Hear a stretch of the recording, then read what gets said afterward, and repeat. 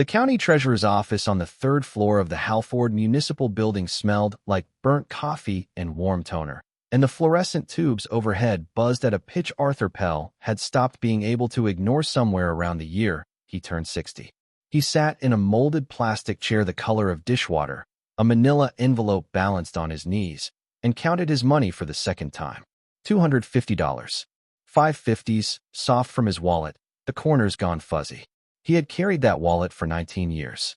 Marian had given it to him the Christmas before the practice stopped getting good work, and the leather still held the shape of his back pocket the way a chair holds the shape of the person who sat in it too long. By the end of this story, I'm also going to share something special with those of you who stick around to the end, something that can help you in your personal life. But first, let's get back to. The clerk behind the counter was a young man with a lanyard and the patient blankness of someone who processed other people's disasters all day and had learned not to look at them too closely. He slid a single sheet across the counter. The header read tax sale, final conveyance, and below that, in a box, the words that turned Arthur's stomach into something light and untethered. Lot 14, Vesper Street, the Avalon Theater, sold to A.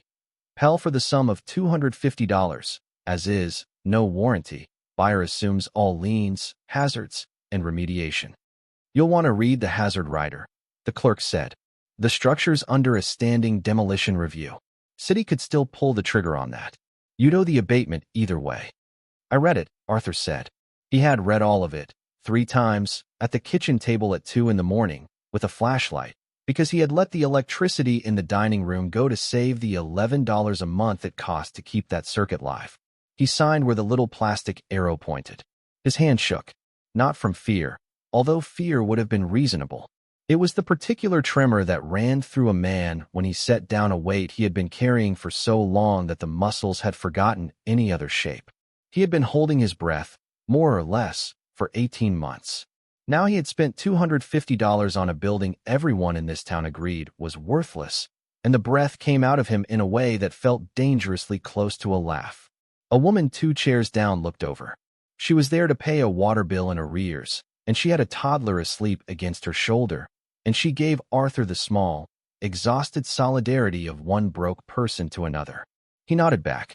Then he stood, took his envelope and his receipt, and walked out past a man in a charcoal suit who had been leaning against the doorframe the whole time, scrolling his phone, pretending not to watch the sale. The man in the suit was named Dean Vossler. Arthur did not know that yet. He only registered the suit, which was expensive in the quiet way that announced money to people who could read it, and the way the man's eyes lifted off the screen as Arthur passed, took his measure in half a second, and went back down. The look you give a thing you have already decided is not a problem. Arthur took the stairs because the elevator made a sound he did not trust, and 43 years of reading buildings had taught him which sounds to trust. On the sidewalk, the October wind came off the river and went straight through his coat, and the town of Halford lay around him the way it had lain for the last 20 years, like a man who had sat down to rest and could not quite get up again. Half the storefronts on Garrett Street were papered over. The old department store had become a county records annex. The marquee of the Avalon, for blocks down, rose above the low roofs with its dead neon and its missing letters, and the part of him that should have felt triumphant felt, instead, the specific dread of a person who has just adopted something he is not sure he can keep alive. He had $11 left after the parking meter. He had 31 days until the 15th of November, when the balloon payment on the house came due, the one the bank had restructured during Marian's last year, the one he had signed because the alternative was a hospice he could not bring her home from. $41,000, due in full, on a house worth less than the loan against it because the comparable sales in Halford had all been short sales and foreclosures and one fire. He did not have $41,000. He had a theater and a wallet from a better year and a granddaughter arriving on Sunday. Marian had died in the spring of the year before, on a Tuesday, in the late afternoon, with the window open because she had asked for the window open even though it was cold, because she had wanted to hear the world. The illness had taken her slowly, the way those illnesses do, first her hands, then her balance, then the words, and last of all, mercifully last, the part of her that knew him. She had been a music teacher for 35 years. She had taught half of Halford to play the piano in a front room that smelled of the same lemon oil she used on the keys, and she had a way of sitting beside a frightened child and saying, again, but slower, that Arthur had heard so many thousands of times that it had become a kind of weather in his life, a thing that was simply always there. Then it was not there. The house got very quiet. He had thought he understood quiet, as a man who had spent his life with drawings and not with words. He had not understood the first thing about it. The money went the way money goes when someone you love is dying, and the system has decided how much that costs. The specialists, the equipment, the aid 3 days a week, then 5, then every day. The refinance, then the credit cards, then the second mortgage dressed up as a kindly product with a brochure, sold to him by a man who shook his hand and called him sir. By the time it was over, Arthur Pell, who had designed 17 schools and a county courthouse in the addition on the regional hospital that had, with a symmetry he could not think about for very long, treated his wife in her final months, was 68 years old and almost exactly broke. The pension covered the utilities and the groceries if he was careful, and he was careful. It did not cover $41,000. He had seen the Avalon listed in the legal notices at the back of the Halford Courier, the print so small he had needed his reading glasses, and then the magnifier on top of the reading glasses. Tax delinquent property, minimum bid $200. He had clipped it out the way you clip a thing you have no intention of acting on, and he had set it on the kitchen table next to the salt. And for 2 weeks it had sat there reproaching him. And then he had driven downtown to look at the building through the chain-link fence, and something had happened to him that he was still trying to name. He had known the Avalon his whole life. Everyone over 50 in Halford had. It had opened in 1928 as a vaudeville and movie palace, 2,100 seats, a domed ceiling painted with a night sky, a lobby with a marble staircase that curved up to a mezzanine where the town's grandparents had held hands as teenagers. Marian had played there exactly once, at 11 years old. In a recital the music school had staged on the big stage because the church hall had flooded, and she had told him about it more than once in the last good year, when she still had the words, how her feet had not reached the pedals, and how the sound of the piano had gone up into that painted dome and come back down changed, larger, as if the room had agreed to help her. He had married a woman who had played on that stage. He had walked past the building 10,000 times. And now, somehow, it was his, and he could not have explained to Renata or to anyone why a man with 31 days and $11 had spent 250 of them on a ruin, except that he had looked through the fence at the dead marquee and thought, with a clarity that frightened him, I am not going to let them tear it down without putting up a fight, and I have nothing else left to fight for. Renata called Saturday night, and he could hear in the first 3 words that she already knew. News traveled in Halford the way it travels in any town that has run short of things to talk about. Dad, tell me Brenda Lowell is making it up. Depends what Brenda Lowell told you. That you bought the Avalon. The Avalon, Dad. The condemned one.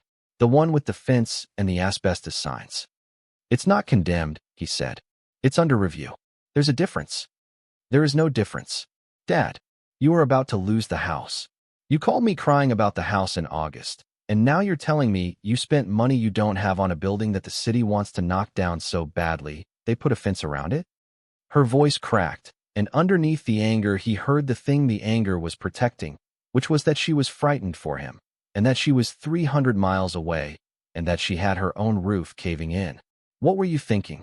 I was thinking, Arthur said slowly, because he was 68 and had earned the right to take his time, that $250 was not going to save the house no matter what I did with it, and that I would rather lose it having tried something than lose it sitting in the kitchen waiting.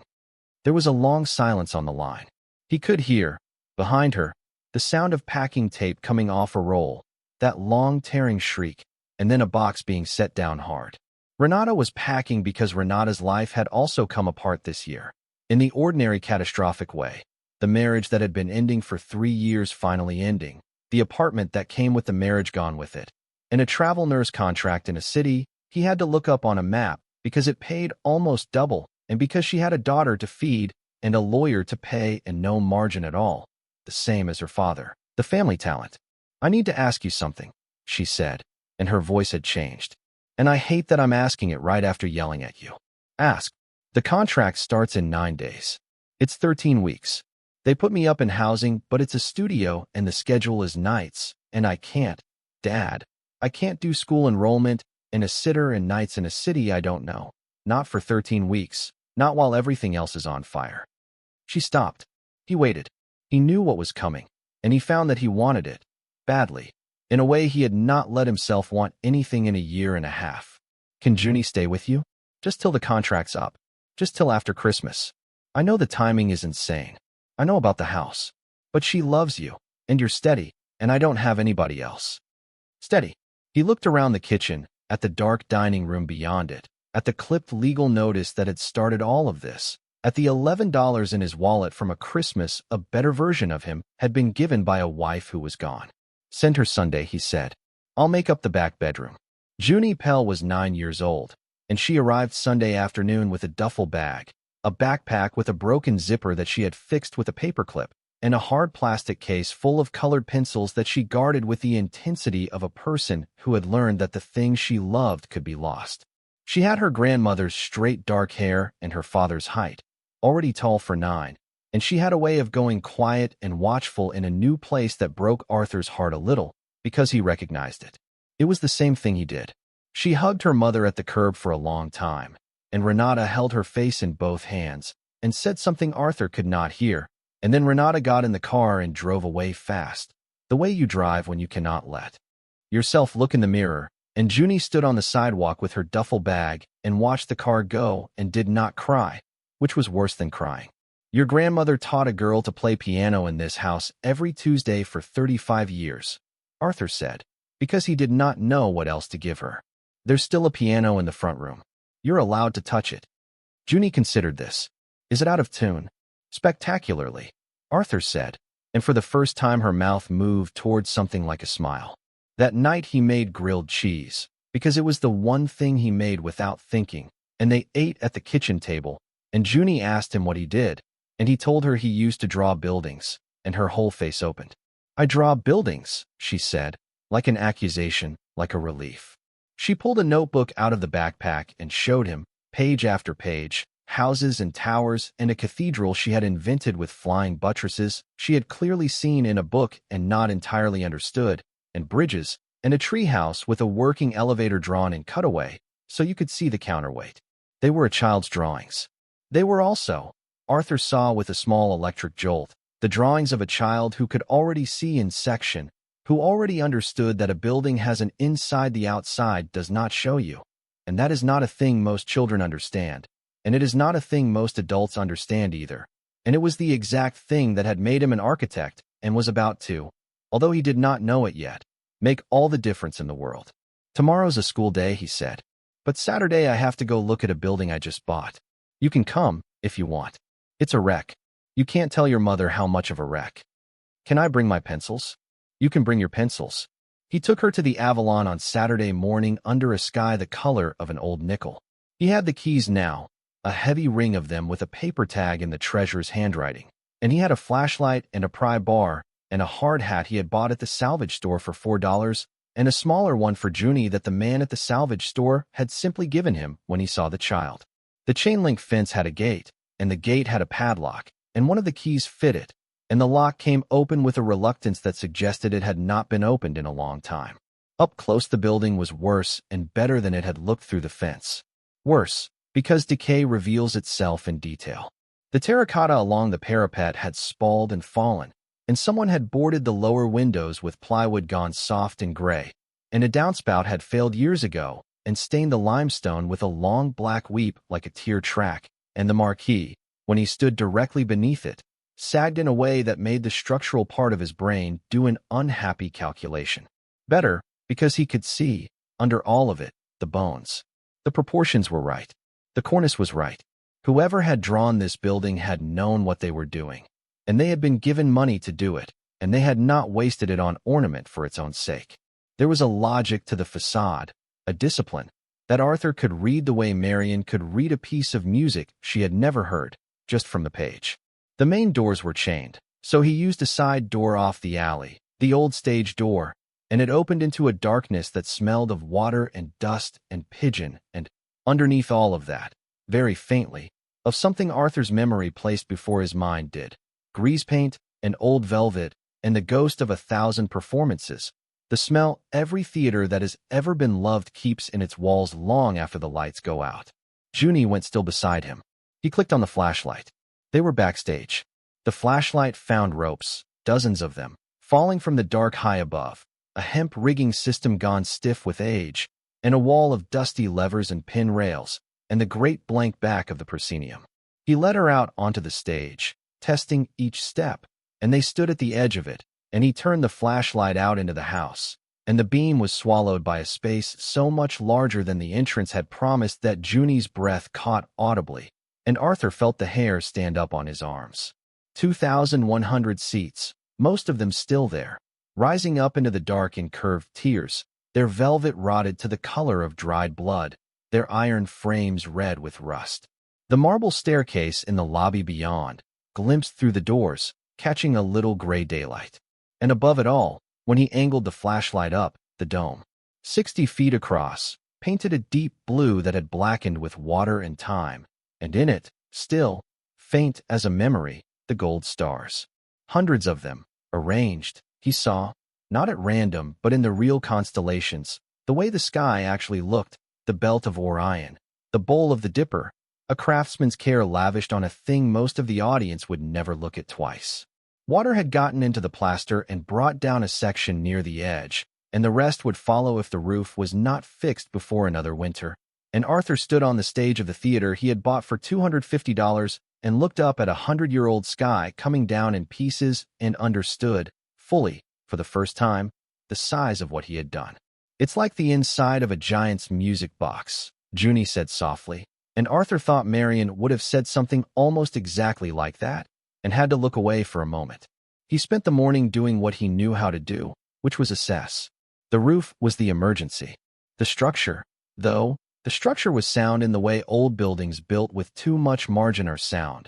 The steel oversized, the masonry thick, the whole thing engineered by men who did not yet fully trust the new methods, and so kept a foot in the old ones. He walked the house, testing the balcony cantilever, frowning at the cracks, finding them old and stable, settlement cracks, the building telling the story of 100 years of freeze and thaw, and doing it without complaint. Junie followed him and drew. She sat in the third row in her $4 hard hat and drew the dome, and she got the stars roughly right, and she got the falling section right too, the wound in the ceiling, which most children would have left out. It was nearly noon when the man in the charcoal suit came back into Arthur's life, this time with another man, older, taller, in a coat that had cost more than Arthur's car. They came down the center aisle of the house from the lobby, picking their way around debris, and the older man called out before they reached the stage, in a voice pitched to fill a room and used to filling them. "Mr. Pell, Garrett Calderwood. I'd shake your hand, but I don't think either of us wants to climb up there." He smiled. It was a good smile, practiced, the smile of a man who had cut 1,000 ribbons and won 100 votes. "I'll be honest with you, because I think you're a man who appreciates honesty. You've made a mistake. A generous, sentimental mistake, and I respect the impulse, I do, but a mistake. This building is going to be demolished. The review is a formality. The numbers don't work for anybody, and they especially don't work for a retired gentleman on a fixed income with, forgive me, some difficulties at home." He let that sit. He knew about the house. Of course he knew about the house. "So here's what I'd like to do. Calderwood Development will buy this property from you. Today, $40,000, cash, as is, and we assume the abatement liability, which is no small thing, and you walk away from this whole business whole." $40,000. Arthur stood very still on the stage. Vossler, the younger man, watched him with the same flat attention he had used in the treasurer's office. $40,000 was almost the house. It was 31 days of dread erased. It was Junie's bedroom kept and his electricity turned back on and his wife's piano not sold to a stranger. It was, very nearly, his whole life handed back to him by a smiling man in a good coat, and the smiling man knew exactly what it was, and that was the thing that made Arthur's spine straighten. "Why," Arthur said, "would you pay $40,000 for a building you can have free in a few months when the city knocks it down?" The smile did not move, but something behind it did. Calderwood spread his hands. "Time. I'm a developer, Mr. Pell. Time is the only thing I can't buy more of. Your demolition review, your appeals, your sentimental delays. The riverfront project this site belongs to has investors, and investors have calendars. $40,000 buys me my calendar. That's the whole story. He said it smoothly, and it was even partly true, and a younger Arthur, a more tired Arthur, might have believed it was the whole story. But Arthur had spent 43 years listening to clients explain what they wanted, and he had learned that the way you tell the true part of a lie is by saying it like it's the only part. "I'll think about it," Arthur said. "Don't think too long." Calderwood's voice stayed warm, and that was the worst of it, how warm it stayed. "A building like this, in this condition, it's a danger to the public, you understand. Children get in." His eyes moved, deliberately, to the third row, to Junie in her hard hat with her notebook, and then back to Arthur, and the temperature in the great cold room dropped another few degrees. Inspectors take an interest. Insurance becomes impossible. The carrying costs of being right can ruin a man faster than being wrong. $40,000, Mr. Pell. I'll have Dean send the paperwork Monday." He turned and started back up the aisle, then paused and looked up at the dome, at the falling stars, with an expression Arthur could not read. "My grandfather helped build this place, you know," he said, almost to himself. "Long time ago. Funny how things come around." And then he was gone, up through the lobby, the younger man behind him, and the stage door banged, and Arthur and his granddaughter were alone again in the dark with the constellations coming down. "I don't like him," Junie said. "No," Arthur agreed. "Neither do I," and he noticed that he had not, in fact, thought about the house once while the man was talking. He had thought about the dome. He learned who Garrett Calderwood was the way you learn anything in Halford, by walking into the right room and letting the room tell you. The right room turned out to be the Halford Historical Society, 2 cramped storefronts on Garrett Street, which Arthur visited the following Tuesday after he had dropped Junie at school, because he wanted the original drawings of the Avalon, and because 43 years of practice had taught him that the first thing you do with an old building is find out what it was supposed to be before you decide what it is. The Historical Society was run, in the way these things are run in towns like Halford, by one unpaid woman of formidable energy and total recall. Her name was Dolores Pryce, and everyone called her Dot, and she was 75 years old and built like a sparrow, and she knew, Arthur would come to understand, where every body in Halford was buried, sometimes literally. She was watering a spider plant when he came in, and she set down the watering can and looked at him over her glasses and said, before he had said a word, "You're the man who bought the Avalon. Word travels. Word sprints, in this town. Sit down. You look like a man who's about to ask me for something, and I'm 75. I'd rather you ask sitting." She poured him coffee from a machine that had clearly been running since dawn and sat across from him at a table covered with somebody's donated photo albums, and she folded her hands, and she waited. "I'm looking for the original drawings," Arthur said. "Whatever survives. Architectural drawings, structural. The construction records. I'm an architect. I want to understand the building before the roof comes down on it." Something shifted in Dot Pryce's face, the way something had shifted in the faces of the clerk and the developer, a recognition, but this one was different. This one had longing in it. "You actually mean to save it," she said. It was not a question, and her voice had gone careful, as if she did not want to spook the thing. "People say they will. They get the romance of it. Then they price the roof, and they're gone. You're going to tell me you mean to save it, and I'm going to want to believe you, and I've wanted to believe for other people in 20 years, so forgive me if I make you earn it." "I can't afford the roof," Arthur said. He was too tired to be anything but honest. "I can't afford the building. I'm about to lose my house. I bought it for $250 because I couldn't stand to watch them tear it down, and I have a 9-year-old living with me until Christmas, and I genuinely do not know what I'm doing." "That's the whole truth, Mrs. Pryce. Now, do you have the drawings?" Dot Pryce looked at him for a long moment, and then she did something that surprised him. Her eyes filled. She took her glasses off and pressed the back of her hand against them, briefly, and put them back on, and stood, and said, "Call me Dot. And yes, I have the drawings. I have a great deal more than the drawings. Come into the back, and I'll tell you about Augustus Hale, and then you'll understand what you've gotten yourself into, and I expect you'll wish you'd taken the developer's money." She led him through a curtain into a back room lined with flat files and acid-free boxes, and she pulled a chair out for him, and she began. "Augustus Hale built the Avalon in 1928, she said. He was a showman. Started in vaudeville, a song and dance man, no family, no money. Came up from nothing in the way they did then. And he had a genius for giving people what they wanted before they knew they wanted it. And by the time he was 50, he was rich. Not Calderwood rich. Richer. Hale owned theaters in 6 cities, and the Avalon was the one he built for himself, in Halford, because Halford was where he'd gotten his first paying job, on a stage that doesn't exist anymore, and he never forgot it. He hired the best architect in the region, a man named Tobias Wren, and he gave him one instruction. Dot Pryce smiled, and it was a smile with 100 years of affection in it for a man she had never met.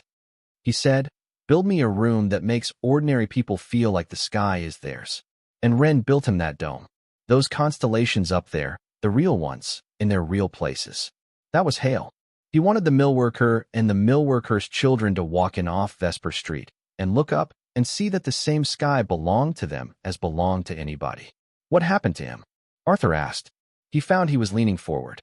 He died, said, and the warmth went out of her voice, and something colder and older came into it. 1933. The crash had come, and the banks were failing all over the country, you understand? People who'd had everything in the bank one Monday had nothing the next Monday, and Augustus Hale did not trust banks, not after he'd watched it happen to friends. He'd built his fortune in the boom, and he was determined not to lose it in the bust. And he had a plan for it. He'd told people about the plan, vaguely, the way you do. He meant to give the Avalon to the town. An endowment. Enough money set aside that the theater could run forever and never charge more than a dime, so that it would always belong to the millworker's children, like he'd promised. He had it all arranged, or nearly, and then he died. Suddenly. A heart thing, they said. He was 61, and the endowment, the money he'd set aside for it, was never found. Not in the banks, because he didn't trust the banks. Not in his estate, because his estate was nearly empty. The man who owned theaters in 6 cities died, on paper, with almost nothing, and the Avalon went to his business partner, and the promise died with him. The room was very quiet. Arthur was aware of his own heartbeat. His business partner, he said. Roland Calderwood, said Dot Pryce, and she watched the name land. Garrett's grandfather. Hale's money man. The one who handled the cash and the contracts and the banks Hale didn't trust. After Hale died, Roland Calderwood produced a partnership agreement nobody had ever seen, and a stack of debts owed to him by Hale that nobody had ever heard of. And within 2 years he owned everything Augustus Hale had built, and he started the family that owns half this town today. There were people, at the time, who thought it stank. There were people who said Roland Calderwood had cooked the books, and maybe worse, that Hale had been a healthy man, and then he wasn't. But Roland had the lawyers and the money, and the town was on its knees with the Depression, and nobody could prove anything. And the people who remembered died, and now it's just a story an old woman tells in a back room. The official history says Augustus Hale was a poor businessman who died broke, and the Calderwoods saved his theater. She made a sound that was not quite a laugh. The official history is written by whoever's left standing. Arthur sat with it.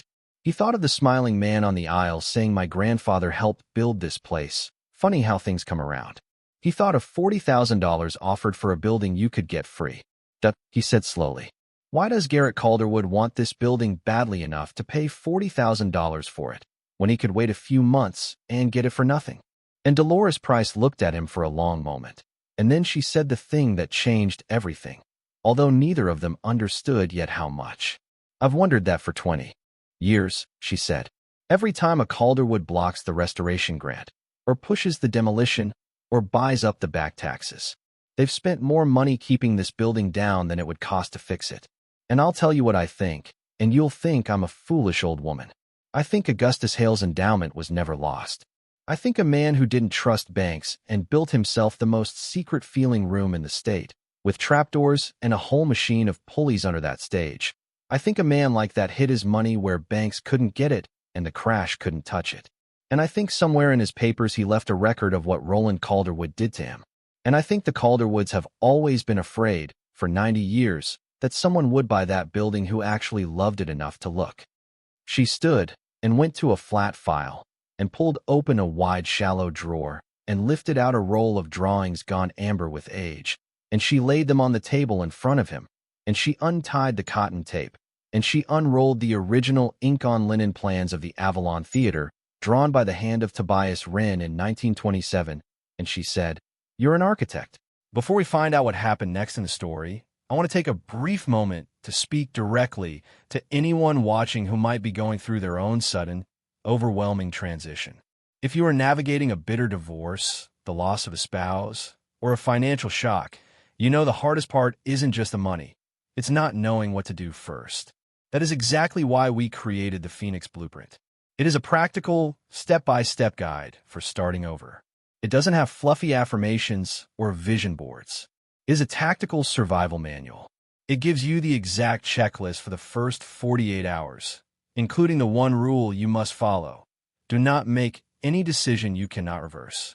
It includes the Found Money worksheet, showing you exactly how to check state databases because 1 in 7 Americans actually has unclaimed money waiting for them right now. It even gives you word-for-word boundary scripts to use when family members pressure you for money or try to make decisions for you. You can get the entire guide right now for just $17. If you're watching on your TV, just pull out your phone, open your camera, and scan the QR code on the screen right now. If you're on a computer or phone, click the top link in the description.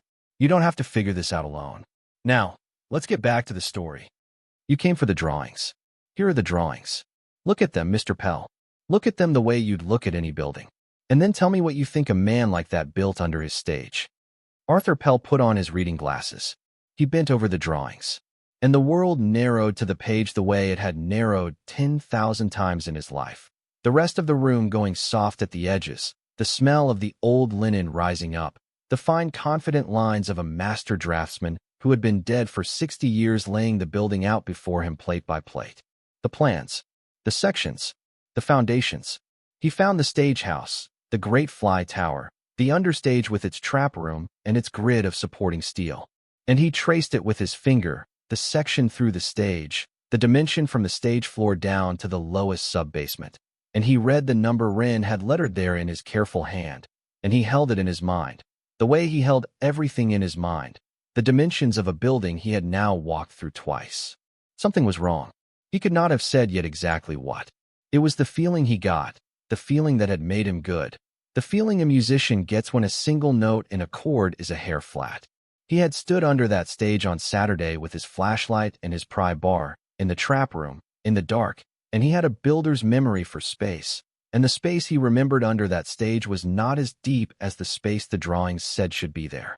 The drawings showed a sub-basement that went down a certain distance below the trap room floor. The building he had walked through had a trap room floor, and below it, where the drawings said there should be more, there had been concrete. A floor. An end. He had stood on it. And it had been, now that he made himself remember it exactly, made himself feel the memory the way you feel a wall in the dark, it had been too high. By 6 feet. Maybe more. That, Arthur said, and he heard his own voice come out strange. How tall was Augustus Hale's stage machinery? The hydraulics, the elevators, the lifts. For a house this size, what would they have needed? Oh, he went mad with all that, said. It was famous. He had stage lifts that could raise a whole orchestra up out of the floor, sink an entire set, and bring up another. The most advanced in the state when it was built. Why? Because, Arthur said, looking at the number on the page and the memory in his mind and the 6 feet that did not match between them. Machinery like that needs a pit. A deep one. And the building has the machinery, and the drawings have the pit.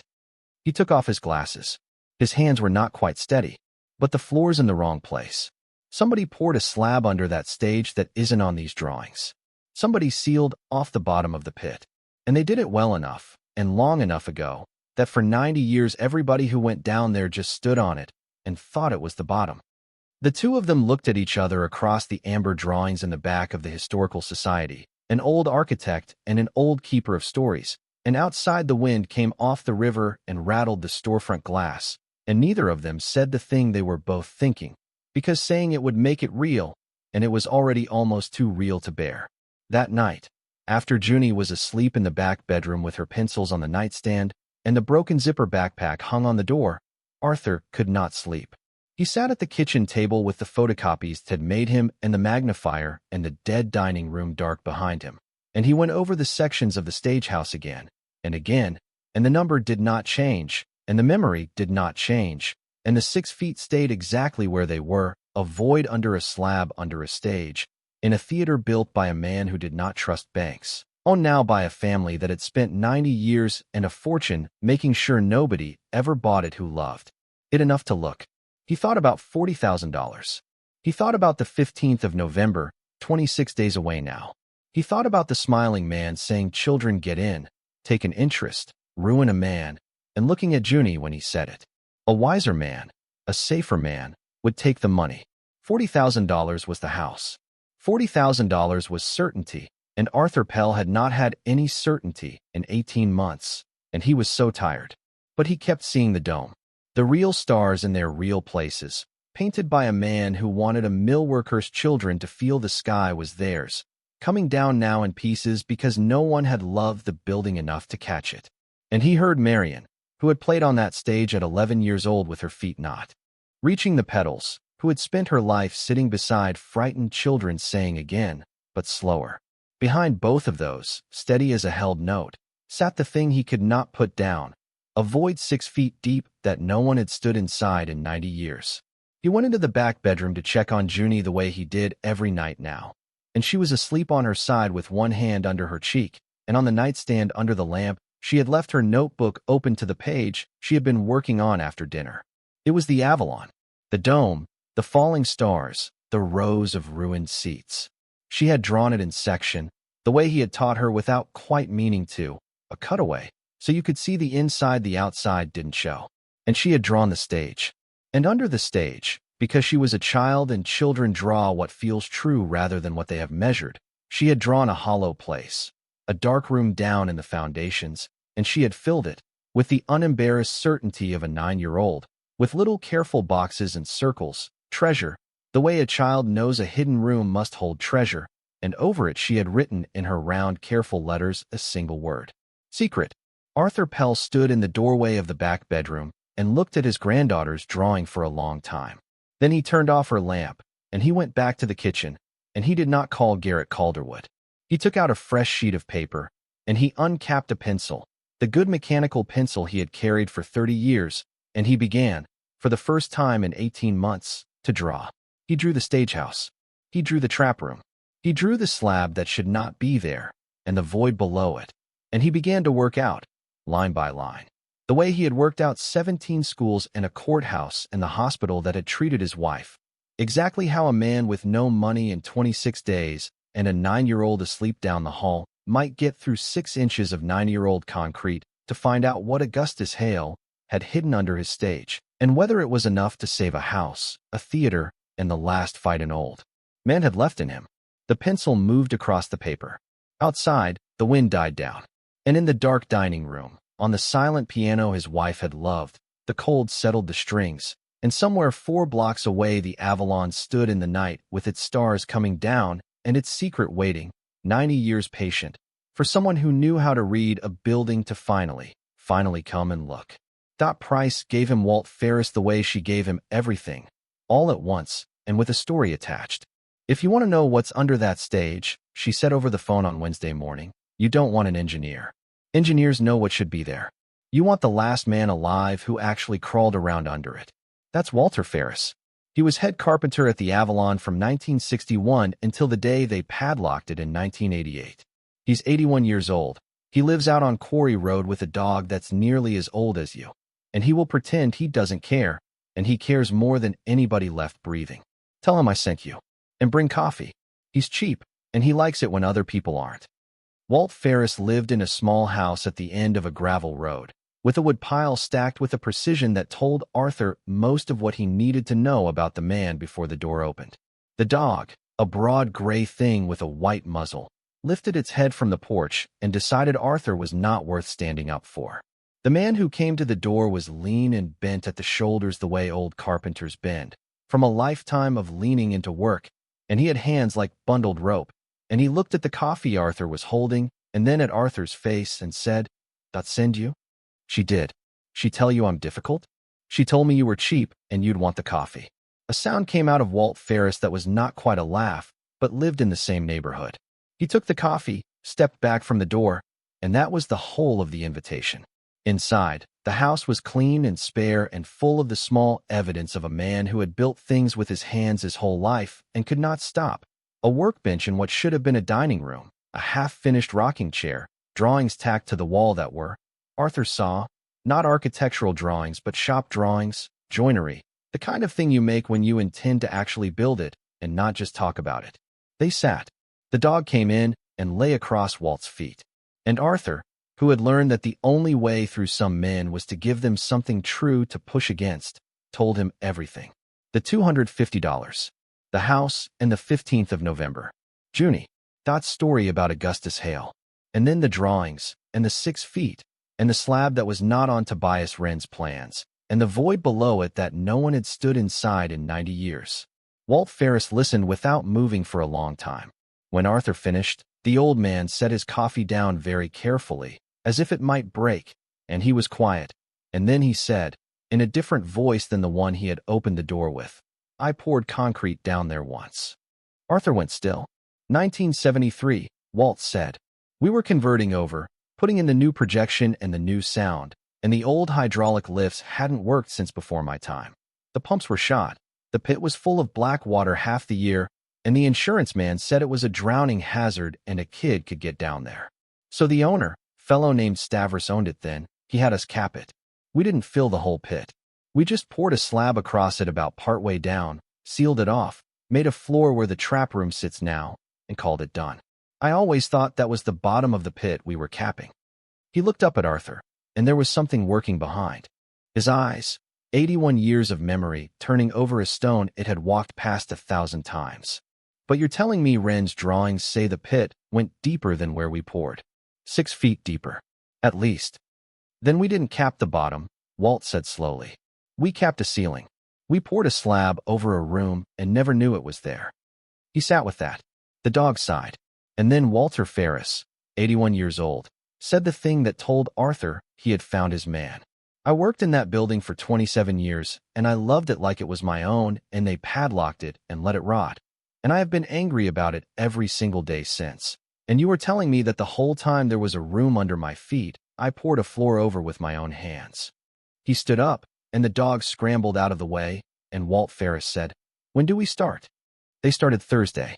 Arthur could not pay anyone, and he said so, and Walt waved it off the way the others had waved it off, because Arthur was beginning to understand that there was a kind of person who had been waiting their whole life for a thing worth doing for free, and that Halford, for all its boarded windows, was full of them. Walt brought tools. Walt brought, more importantly, his grandson, Matteo Ferris, who was 28 and ran a small demolition and concrete outfit out of a truck with his own name hand-painted on the door, and who showed up at the Avalon at 7 in the morning with a generator, a string of work lights, 2 electric breakers, and an expression of profound skepticism that lasted exactly as long as it took him to follow his grandfather down into the understage and see the old man go quiet at the bottom of the ladder. The understage of the Avalon was a cathedral of its own, the underside of the world the audience never saw. The flashlight and then the work lights revealed the gridwork of heavy steel that carried the stage, the channels where the old lifts had run, the great rusted cylinders of the dead hydraulics standing like fallen columns, and the trap room floor, the slab, gray and solid and unremarkable, exactly where Walt had helped pour it 53 years before. Arthur walked the slab with a tape and a level and his own 2 feet, and he found the seam where it met the original pit walls, a cold joint, the place where new concrete had been poured against old, and he ran his finger along it and felt the difference in the 2 ages of stone the way you feel the joint in a healed bone. Wren ran the lift rails all the way down. Arthur said, crouching, shining his light into the narrow gap where the original steel guide rails for the stage lift descended into the slab and simply stopped, sheared off at the concrete, going nowhere. Look, the rails for the lift keep going. They go down through your slab, and they don't come back up anywhere. That's not how you'd build a pit you meant to end here. The rails end where the room ends. Your slab ends in the middle of the rails. Whatever's down there, the lift was built to reach it. Matteo Ferris, who had spent the last 20 minutes saying nothing, crouched next to Arthur and looked where Arthur was looking and was quiet in the particular way of a young man recalibrating his entire opinion of an old one. "How thick you pour it, Pop?" he asked his grandfather. 6 inches, Walt said. Maybe 8 in the middle. We weren't building a bunker. We were keeping a kid from drowning. Mateo nodded slowly. He put his hand flat on the slab the way a doctor puts a hand on a patient. 6 to 8 inches of old concrete. No rebar to speak of, probably 1970s pour. He looked up at Arthur. Mr. Pell, I cut through worse than this before lunch. The question isn't can we open it. The question is what's holding up whatever's underneath. Because if I cut a hole in a slab, and it turns out it's the only thing keeping that pit from caving, I just buried all 3 of us, and a little girl's grandpa is a headline. He stood. I'll core some test holes first. Find out what's air and what's not under there before we open anything up. Give me a couple days. They did not get a couple of days in peace. They got one. The man from the city arrived Friday afternoon, while Mateo was coring his second test hole, and Arthur knew before the man reached the stage door who had sent him, the same way he had known about the suit in the treasurer's office. His name was Doug Reynolds, and he was a building inspector for the county, and he had a clipboard and a hard hat, and the deeply uncomfortable look of a decent enough man being made to do something he did not entirely believe in. He stood in the alley and would not come inside, citing the unsafe structure, and he handed Arthur a folded notice and could not quite meet his eyes. Mr. Pell, I'm issuing a stop work order. There's been a complaint of unpermitted construction activity on a structure that's under active demolition review, and I'm required to act on it. He shifted his weight.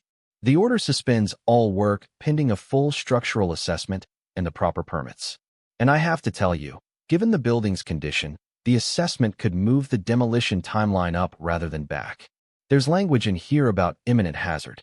If the county engineer signs off on imminent hazard, they don't have to wait for the review. They can post it and take it down inside a week. Arthur took the notice. He read it in the alley with the wind coming off the river and Walt Ferris standing in the doorway, behind him with his arms folded and his jaw set. Who filed the complaint, Mr. Reynolds? I'm not at liberty, Reynolds said, and the way he said it, the small apology in it, told Arthur everything. But Mr. Pell, off the record, you've got a powerful man's attention. That's all I can tell you. A powerful man's attention is a hard wind to stand against, and you've got a little girl at home, and I've got daughters of my own, and I'd think hard about whether this building is worth what it's going to cost you. He put his clipboard under his arm. I'll need to do the assessment myself, Monday morning. Have your permits started or have the work stopped. Those are the only 2 doors open to you. And then he left, and Walt Ferris said a word about Garrett Calderwood that Arthur would not have said in front of Junie. And Mateo came up out of the understage wiping concrete dust off his hands and asked what was wrong.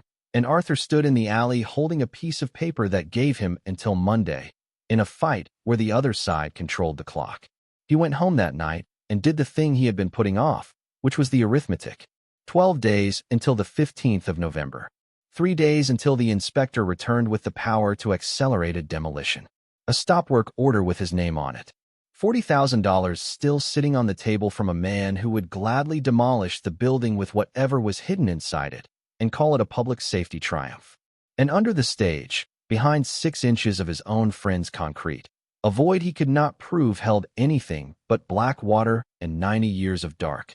Junie was at the kitchen table doing long division with the focused fury of a child who has decided she will not be beaten by a number, and Arthur sat across from her and watched her and thought about how a wiser man would stop. He thought about how Marian, who had been the wisest person he ever knew, would have looked at him over her reading glasses and said something that sounded like agreement and was actually a question, the way she did, and he knew, sitting there, exactly what the question would have been. She would have asked him what he was really doing. Not the theater, not the money.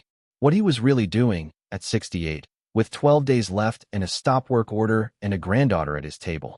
And he knew the answer, and the answer was that for 18 months he had been a man waiting in a quiet house for nothing, and that this was the first thing since she died that had made him feel like he was still alive, and that he was not going to give it back to a smiling man just because the smiling man had the clock.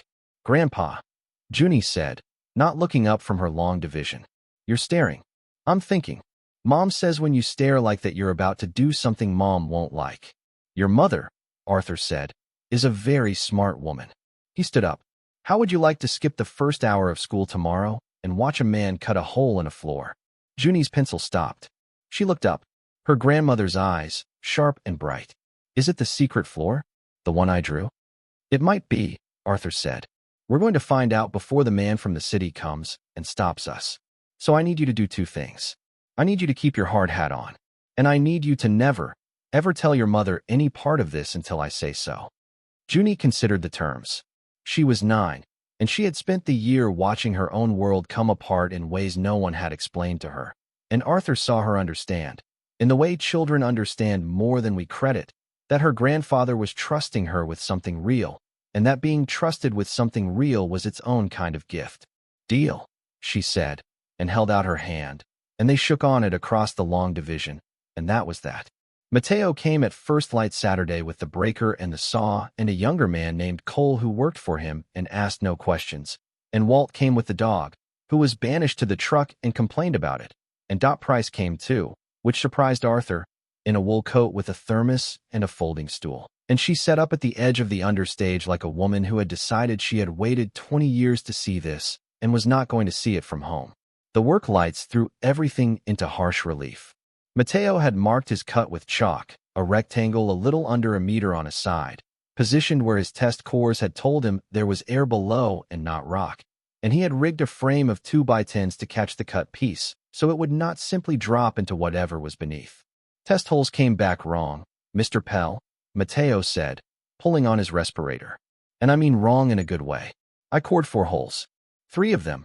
The bit went through the slab and hit air, and the air smelled like a tomb, dry and cold and old, which it shouldn't, because if that pit was open to groundwater, it'd be damp. It's sealed. Bone dry. 90 years bone dry. He looked at Arthur. And the 4th hole.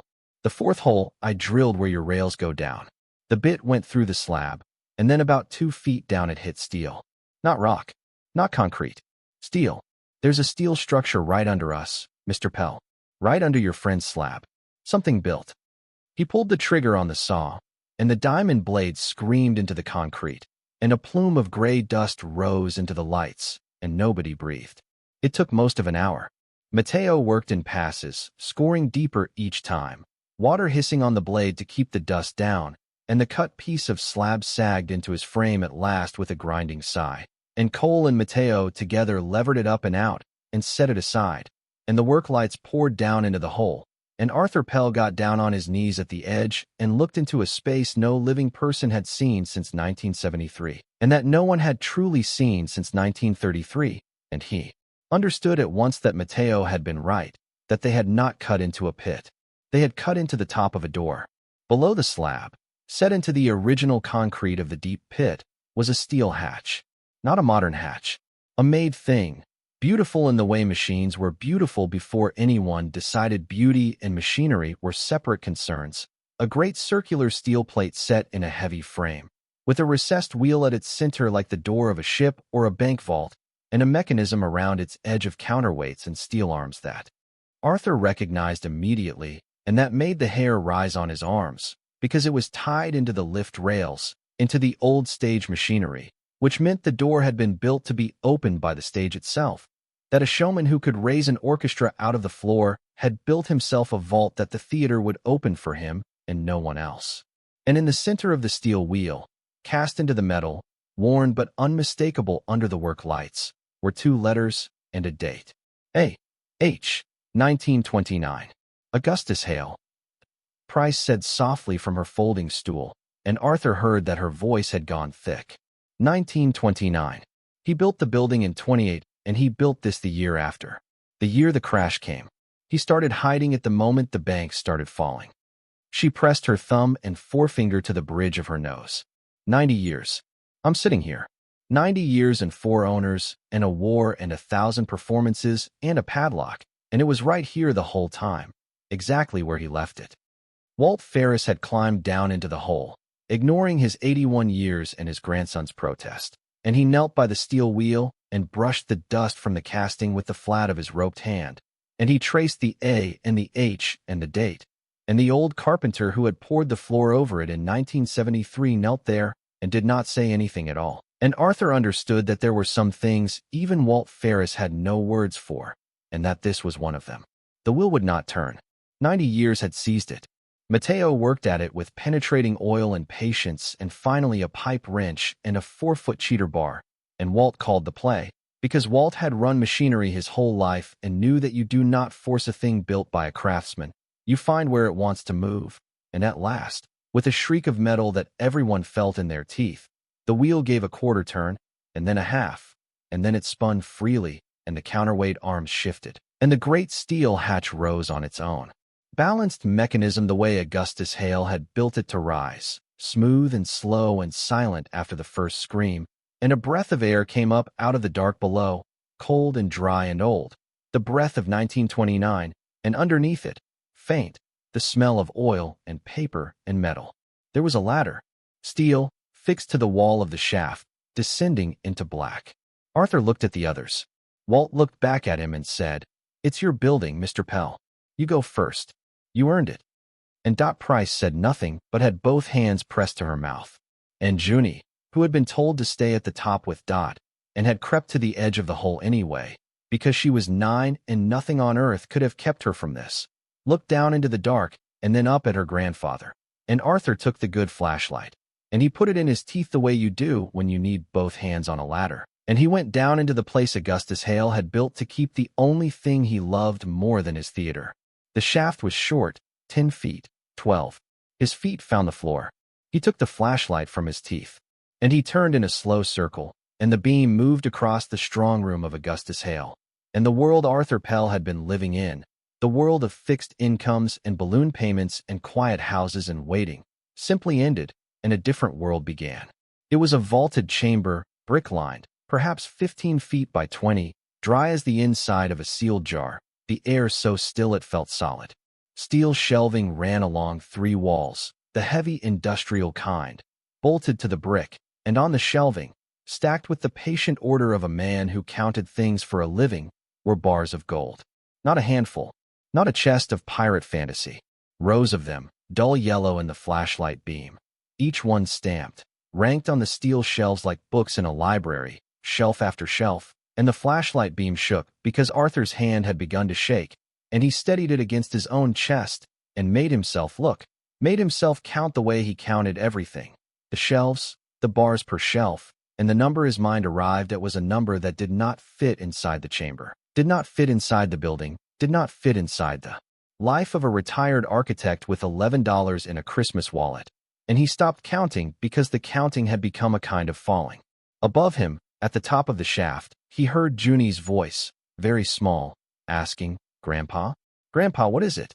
What's down there?" And Arthur Pell opened his mouth and found he could not answer, because the only word that came was a word too large to say. There was more than the gold. Against the far wall, where the shelving gave way, stood a row of steel cases, flat and locked, the kind of case made to hold things more delicate than metal, and beside them, document boxes, dozens of them, Japan tin and leather, lettered on their ends in a fine hand. And in the center of the chamber, on a plain oak table that Arthur would later learn Augustus Hale had built with his own hands the way Walt Ferris built rocking chairs, sat a single object placed there deliberately, set apart from the gold and the cases, meant to be the first thing found and the last thing understood. A flat wooden box, dovetailed, the lid carved with the same care as the dome above, and across the lid, carved into the wood, for words. For the one who looks. Arthur stood in the strong room of Augustus Hale with the gold ranked around him in the dark, and he did not touch it. Not yet. Not any of it. He went to the oak table, and he set the flashlight down so its beam fanned across the box, and he lifted the carved lid with both hands, and inside, on a bed of faded green baize, lay a thick sheaf of papers tied with a ribbon gone the color of old tea, and on top of the papers, an envelope, and on the envelope, in ink that had not seen light in 90 years, the same fine hand had written, "To whoever loves this place enough to find what I left here. Read this first. Then, judge me." He carried the envelope to the bottom of the shaft, into the spill of work light from above, because he did not want to read it alone in the dark, and he called up to them, and one by one they came part way down the ladder to hear, Walt and Mateo and Cole, and Dot Pryce, who would not be left out, descending the steel rungs in her wool coat with a fierceness that dared anyone to stop her, and Junie, held by the back of her coat by Dot's careful hand, looking down. And Arthur Pell opened the envelope of a man 90 years dead and unfolded the pages, and in the light of a borrowed generator, in the chamber that man had built to keep a promise, he read the letter aloud. To whoever finds this, Arthur read, and his voice was not steady, and he did not try to make it steady. My name is Augustus Hale, and I built the Avalon Theater, and I built this room beneath it, and if you are reading this, then I am long dead, and you have done what I prayed someone would one day do, which is love this building enough to learn its bones. So I will tell you the truth, and you may judge me with it. I was a poor boy, and I got my first wage on a stage in this town, and I never forgot the feeling of walking into a grand room and being, for 2 hours, as rich as any man alive. I built the Avalon to give that feeling away. I painted the true sky on the ceiling so that the mill worker and his children could look up and know the heavens belonged to them as much as to anyone, because no one had ever told me that when I was small and poor, and I wanted it told. I meant to give the building to the town. I meant to leave money enough that the Avalon would run forever and never charge a working family more than a dime, so that it would belong to Halford and to its children long after I was gone. I had it nearly arranged. And then the banks began to fall, in 29, all around me. Men I knew ruined in a single morning. Their fortunes turned to paper, and the paper turned to nothing. And I swore I would not let the gift I meant for this town be carried off in the wreck of some bank. So I converted what I had. I built this room. I put my fortune here, in gold and in bonds and in the rare coins I had spent 30 years collecting, where no bank failure could touch it and no panic could steal it. And I meant, when the worst had passed, to bring it up into the light and lay it before the town, as I had always promised. This spring the government has ordered the people to give up their gold, to carry it to the banks and surrender it. I am an old man, and I will not surrender what I gathered to give my town to the same banks I no longer trust. So it stays here, hidden, until the right hands find it. That is my crime, if it is one. You may judge me for it. There is a second thing, and it is heavier than the gold. My partner in business is a man named Roland Calderwood. He keeps my books and my contracts and my dealings with the banks, all the paper parts of my affairs, because I am a showman and not a bookkeeper. I have learned, too late, that he has been robbing me for years, quietly, in the paper, and that he has forged my name to debts I never took and to a partnership I never signed, and that he means, when I am gone, to produce these forgeries and take everything I built. I have written it all down. The proof is in the boxes against the wall, his forgeries beside the true accounts, dated and witnessed, enough to undo him in any honest court. I confronted him a week ago. He smiled at me and told me I was an old man and that old men's hearts give out. I am 61 years old, and I have never been sick a day. If I am dead sooner than I should be, then look first to Roland Calderwood, and know that what you find in those boxes is not only my fortune but my evidence, and that I leave it to you, whoever you are, to see that the truth I could not tell in life is told after my death. Use the gold well.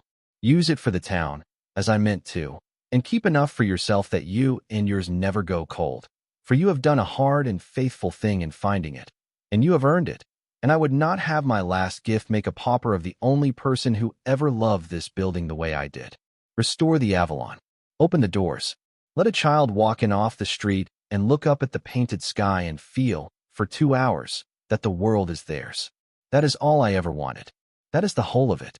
I am going up now to stand on my stage one last time, and then I will seal this room, and I will trust the building to keep my secret until the right hands come.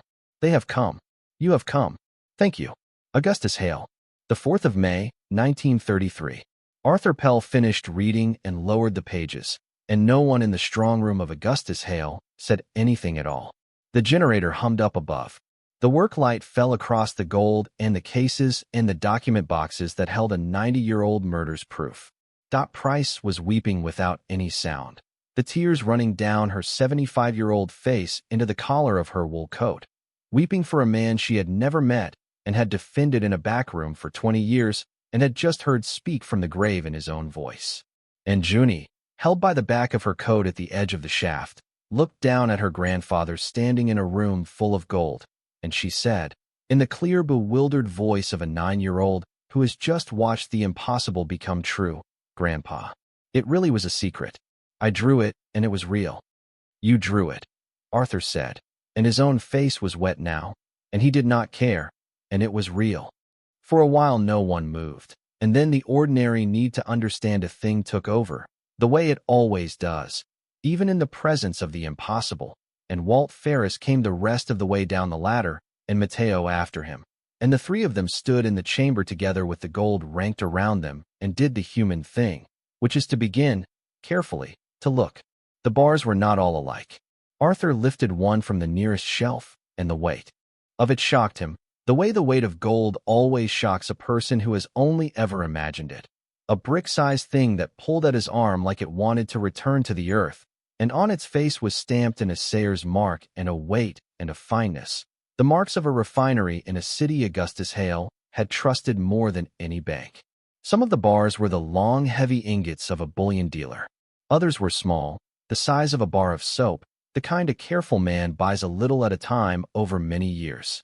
Walt ran his thumb over one of the stamps and said, very quietly, that his own father had worked in a foundry, and that he knew the smell of poured metal, and that he had never once in his 81 years stood in a room that held this much of anything.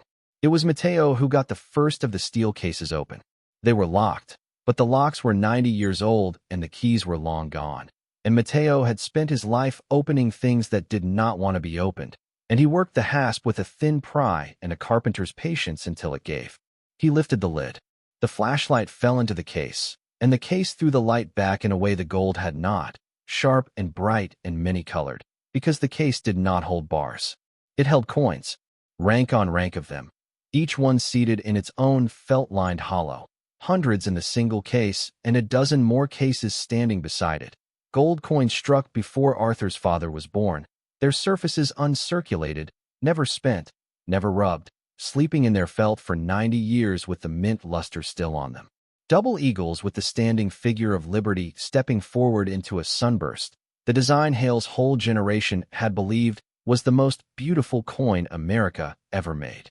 Older pieces beneath them, and stranger ones, a few seated apart in their own small cases with handwritten cards, and on the cards, in Hale's fine hand, words Arthur could not fully read by flashlight, but that used phrases like proof, strike, and pattern, and the only one known, the private language of a man who had spent 30 years and a great deal of money assembling something he loved.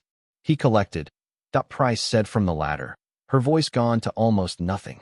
I knew he collected. I never dreamed.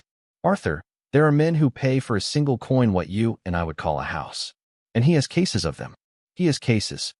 There were bonds as well. In the document boxes nearest the cases, bearer bonds on heavy engraved paper, railroad bonds and city bonds and government bonds with their coupons still attached and uncashed, the promises of companies and governments long since vanished or changed past recognition. Worth, Arthur understood without being able to say how. Either a fortune or nothing at all, depending on questions no one standing in that chamber could answer. And then the other boxes, the ones farther along the wall, the ones the letter had pointed to. He went to those last. He did not open them all. He lifted the lid of the nearest one and shone his light inside, and he saw ledgers, and loose pages tied in bundles, and an envelope of photographs gone sepia, and across the spine of the topmost ledger, in Augustus Hale's careful hand, a single word that made the cold chamber colder. Calderwood. Arthur closed that lid gently and did not open another. Some things you do not read by flashlight in a hurry with a child at the top of a ladder. Some things you read slowly, with a lawyer, in the light of day. He had seen enough to know that Hale had not exaggerated, that the proof was real, that it had waited in the dark exactly as the gold had waited, and that it was, in its own way, the more dangerous treasure of the two, because gold only buys things, and what lay in those boxes could undo a family that had ruled the town on the strength of a lie since before Arthur was born. Junie came down, in the end, because Arthur decided that a child who had drawn this room before anyone knew it existed had earned the right to stand inside it, and because he would rather she see it with him beside her than imagine it alone for the rest of her life. He went up the ladder and brought her down himself, one rung at a time, her arms tight around his neck, and he set her on the brick floor of Augustus Hale's strong room, and she turned in a slow circle exactly as he had turned, the gold on 3 walls catching the work light. She did not shriek or grab or laugh. She went very still and very solemn, the way she had gone still on the sidewalk watching her mother drive away, except that this stillness had wonder in it instead of grief. She went to the nearest shelf and looked at the gold without touching it. She went to the open case and looked at the standing figure of Liberty stepping into her sunburst, and she said, "She looks like she's walking out of the sun," which was, Arthur thought, exactly the feeling the man who drew it 100 years ago had been reaching for. Then she went to the oak table and laid one small hand flat on the lid Augustus Hale had carved, on the 4 words, "For the one who looks," and she looked up at her grandfather and said nothing, because some things even a 9-year-old understands are too large for saying, and Arthur understood that she would carry this hour with her when she was older than he was now, long after he was gone, and that of everything in the room. That was the one thing he would have chosen to give her. He climbed the ladder back up into the understage, into the harsh, ordinary light, and he sat down hard on an overturned bucket because his legs had stopped being entirely reliable, and Walt Ferris sat down next to him, without a word, and put one roped hand on Arthur's shoulder and left it there. And Mateo stood looking down into the open hatch with the expression of a young man who would tell this story for the rest of his life and would never once be believed. And Dot Pryce, when she had climbed up and composed herself and blown her nose with great authority into a handkerchief, looked at Arthur and said the thing that brought the cold, ordinary world back into the room, because someone had to, and she was the one who had waited longest and knew the most. "Arthur," she said, "listen to me, because the next part matters more than the gold, and it'll come at you fast." She sat down on her folding stool. "You cannot tell anyone yet. Not the bank. Not your daughter. Not a soul outside this room. Because the moment word of this gets out, 2 things happen at once, and both of them can take it from you. The first is the law. There are old laws about found property, about treasure, about who owns a thing hidden by a dead man under a building. And the answer is not as simple as you'd hope, and the state will have an opinion, and the lawyers will have opinions, and it could be tied up in court for years. And the second thing." She paused, and the warmth went entirely out of her voice. "The second thing is Garrett Calderwood.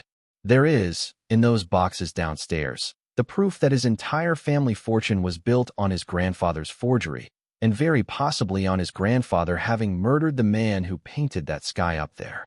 Augustus Hale wrote it down 90 years ago and sealed it where he prayed an honest person would find it.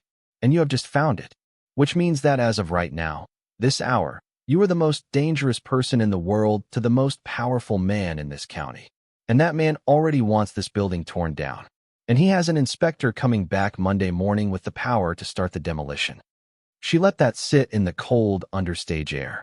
"So I will ask you what I asked you in my back room, Arthur Pell, and I want you to think very hard about the answer, because there is a little girl at the top of that ladder, and her safety is now part of the arithmetic. You bought a building for $250. You have just found a fortune and a 90-year-old crime under its stage. The fight to keep both is going to be the fight of your life, and it is going to be ugly, and you are 68 years old and broke, and you have 12 days until the bank takes your house. So, do we seal this back up and walk away and live? Or do we finish what Augustus Hale started?" Arthur Pell sat on the overturned bucket in the understage of the theater he had bought for almost nothing, with Walt Ferris's hand on his shoulder and his granddaughter at the top of the ladder and a dead man's voice still ringing in his ears, asking to have his truth told. He thought about the smiling man saying children get in, take an interest, ruin a man, and looking at Junie when he said it. He thought about the painted sky coming down in pieces because no one had loved the building enough to catch it. He thought about Marian at 11 years old, her feet not reaching the pedals, the sound going up into the dome and coming back changed. And he thought about 90 years for owners, a war, a padlock, and an old man who had stood on his stage one last time and then sealed a promise into the dark and trusted the building to keep it until the right hands came. He stood up off the bucket. His legs held him. "We finish it," he said. "We finish what he started." And from the truck outside, faint and indignant, the old gray dog began to bark, because a car had just turned into the alley, headlights sweeping across the boarded windows of the Avalon in the failing afternoon light, slowing, stopping, its engine idling in the cold, and a door opening, and footsteps, unhurried, coming toward the stage door of a building that until 20 minutes ago had held the best-kept secret in the history of the town, and that now held 5 people, a little girl, and the proof that could either save them all or get them killed. The footsteps stopped at the stage door, and someone tried the handle, and found it locked, and knocked. 3 slow knuckle raps that echoed up into the dark of the fly tower. Below, in the understage, everyone froze. Then Mateo moved, fast and silent, dragging a paint-stained tarp across the open hatch and killing one of the 2 work lights. And Walt put his finger to his lips at Junie and drew her back against the brick wall behind the dead hydraulics. And Arthur, because it was his building and his name on the door, climbed the ladder up out of the understage, brushed the concrete dust off his coat, and went to answer. It was Dean Vossler. He stood in the alley in his charcoal coat with his hands in his pockets and the early dark coming down behind him. And he looked at Arthur with the same flat patience he had used in the treasurer's office. The look you give a thing you have already decided is not a problem. And he said, "Mr. Pell, you're working late." "It's my building," Arthur said. "I can stand in it whenever I like." For now. Vossler took one hand out of his pocket and held out a folded paper, and Arthur made himself take it slowly, made his hand steady, because there was a tarp over a fortune 10 feet below and a little girl behind the dead machinery, and the whole world balanced on Vossler not deciding to come inside. "The county engineer signed the imminent hazard finding this afternoon," Vossler said. "Your stop work is now a vacate order. The demolition's been moved up. Crews start the morning of the 16th. You'll want to get anything you care about out before then, although I can't imagine what a man would care about in a place like this." His eyes went past Arthur, into the dark of the wings, incurious, and Arthur's heart stopped and then started, and Vossler's gaze came back to him without having seen anything. "Mr. Calderwood wanted me to tell you in person, as a courtesy. The 40,000 is off the table, naturally, since the building's coming down regardless. But he authorized me to offer you 10, for your trouble and your discretion, if you sign the property over tonight and save everyone the unpleasantness of the eviction." He produced a second paper, a pen. $10,000, Mr. Pell. For a building the city is going to flatten in 9 days anyway. It's the last good offer you'll get. 9 days. The 16th of November. The day after the bank took his house. Arthur stood in the stage door of the Avalon and understood the whole shape of it now, the elegance of the trap. Lose the house on the 15th. Lose the theater on the 16th. Take $10,000 and discretion and disappear, and the Calderwoods would own the rubble, and somewhere in that rubble they would find or bury whatever Augustus Hale had hidden, and no one would ever know. "I'll think about it," Arthur said, for the 3rd time, and he did not take the pen. Vossler's mouth did something that was not a smile. "You keep saying that." He put the pen away. "There's nothing left to think about, Mr. Pell. You've run out of building, and you've run out of road. I'll need an answer by Friday."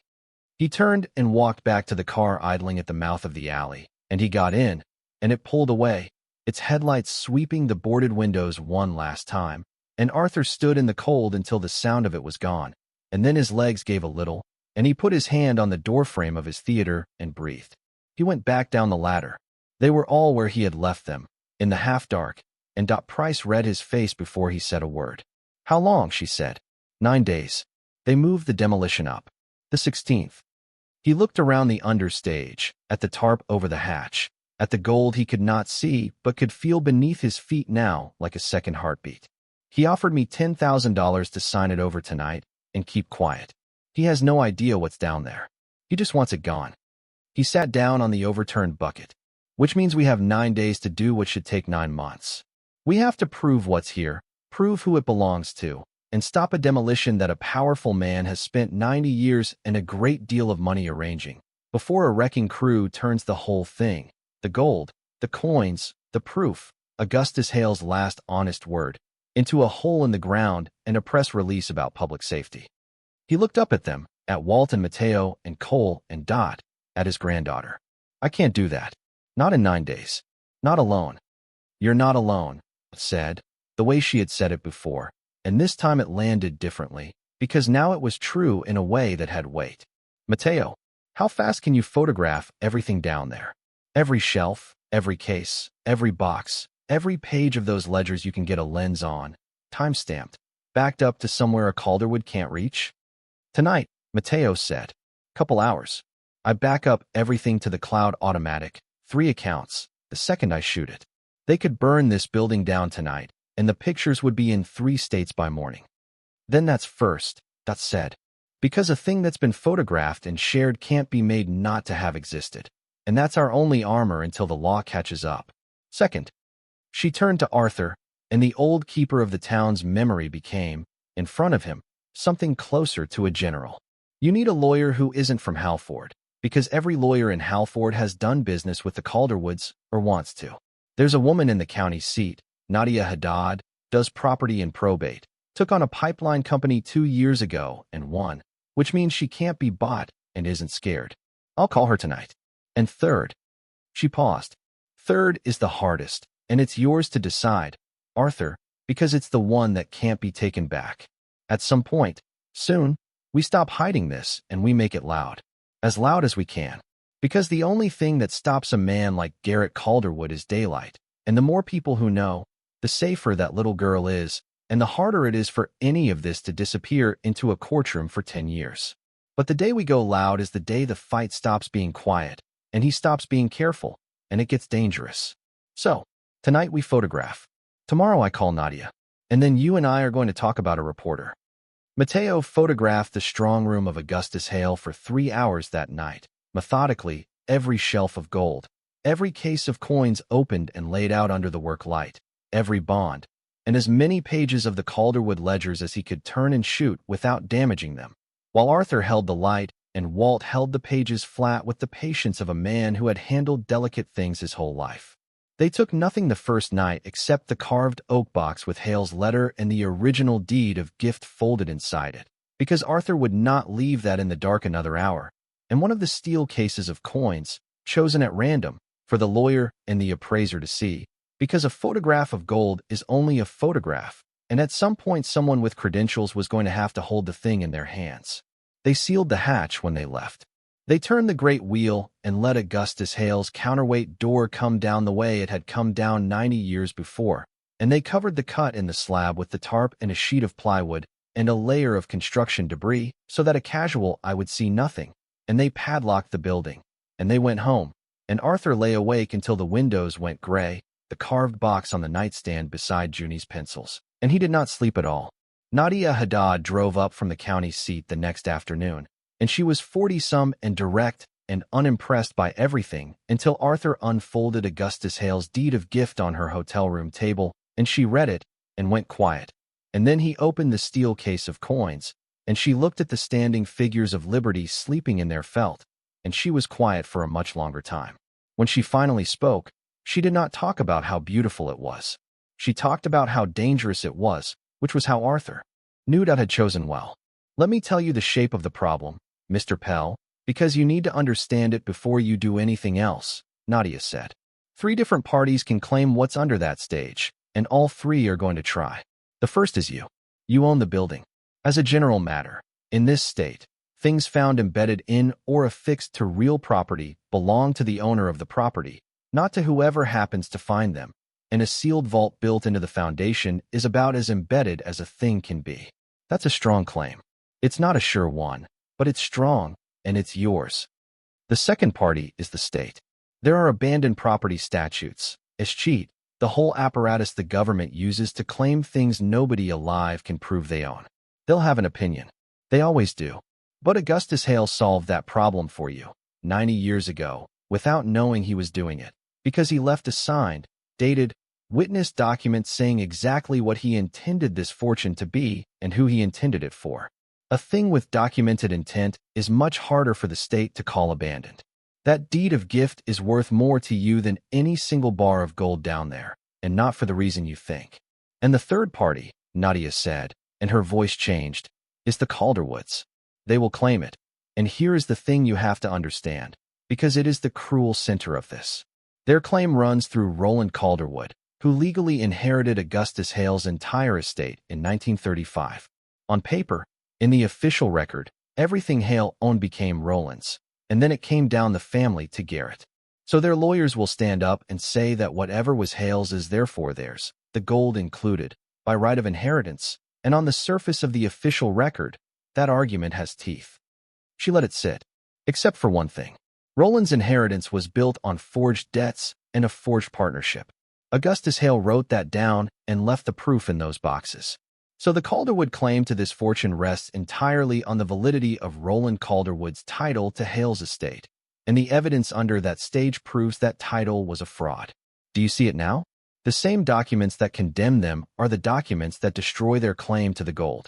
They cannot have the fortune without the inheritance, and they cannot defend the inheritance without burying the evidence, and they cannot bury the evidence, because Mateo Ferris put it in 3 states last night. She closed the steel case gently, which is exactly why Garrett Calderwood needs that building demolished before anyone looks too closely. Not to find the gold, to make sure no one ever proves how his family got everything it has. The gold is almost beside the point. The proof is the thing he's been afraid of his whole life, the way his father was, and his grandfather before him. And you found it, Mr. Pell, with 9 days on the clock. So we are going to move very fast, and we're going to make it impossible to undo. And the first thing we're going to do is get those coins and those documents in front of people whose word the world cannot dismiss. The people whose word the world could not dismiss arrived in Halford over the following 4 days, brought in fast and quietly by Nadia Haddad, who knew how to make telephones ring. A precious metals appraiser came and went down into the strong room under the stage with a scale and a kit and came back up changed. A securities specialist examined the bonds.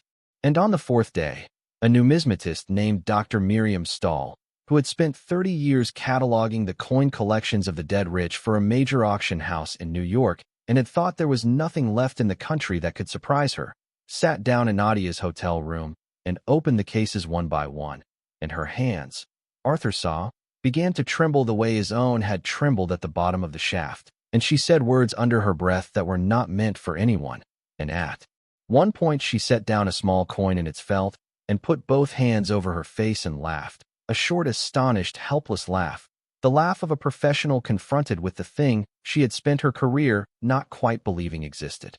"Do you understand what you have?" Dr. Stahl said, when she could speak. "Mr. Pell, I have to ask, do you understand what these are?" She gestured at the cases, at the standing liberties, and then at the 3 small coins she had set apart, the ones with Hale's handwritten cards. Augustus Hale didn't just buy gold. He was a collector of the first rank, in the great age of American collecting, with a showman's eye and a fortune to spend, and he bought the best of the best, and then he sealed it away in 1933 with the original records of every purchase, the provenance, the chain of ownership, which almost never survives, which is the single thing that turns a rare coin into a priceless one. These 3. She touched the cards. These 3 are pieces that the standard references list as melted or lost, or known only from a single example in a museum. And he has them, with papers. I have spent my whole life looking for things like this, and I am sitting in a hotel room looking at 3 of them at once. She folded her hands to stop them shaking. "I will need weeks to do this properly. Months. But you asked me for a number you could take into a courtroom in 9 days, so I will give you the conservative one, the one I can defend, the one I would swear to. The bullion, the gold bars, at this week's price, comes to roughly $210 million. The bond and securities portfolio, between the few instruments still redeemable and the historical value of the rest, conservatively $35 million. And the coins." She stopped. "The coins, Mr. Pell, conservatively, with the provenance intact, are worth $140 million, and I believe the true figure, properly cataloged and brought to auction, will be considerably higher. Which gives you a floor, today, that I will put my name and my reputation behind, of $385 million. The number sat in the hotel room. $385 million. Arthur Pell, who had counted out $250 in soft 50s in a fluorescent-lit office 3 weeks before, who had $11 left in a wallet his dead wife had given him, who was 9 days from losing the house they had shared for 40 years, sat very still and did not feel rich. He felt the way he had felt at the bottom of the shaft, the counting becoming a kind of falling. He thought of Augustus Hale writing "Keep enough for yourself that you and yours never go cold." He thought of the painted sky coming down in pieces. He thought, absurdly, of Junie's long division, the child refusing to be beaten by a number, and he understood that he was about to be beaten by a number, gloriously, that the number was too large to be a help to a man and could only become a help if it became something else, something with a shape, something with a purpose, the shape and purpose a dead man had drawn for it 90 years before. "Dr. Stahl," he said, "if I asked you to advance me enough against these coins to pay $41,000 by the 15th of November, could your house do that?"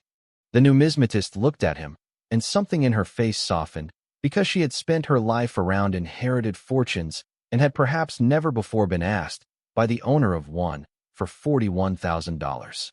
"Mr. Pell," she said gently, "my house would advance you $41,000 against any one of 100 of these coins before close of business tomorrow.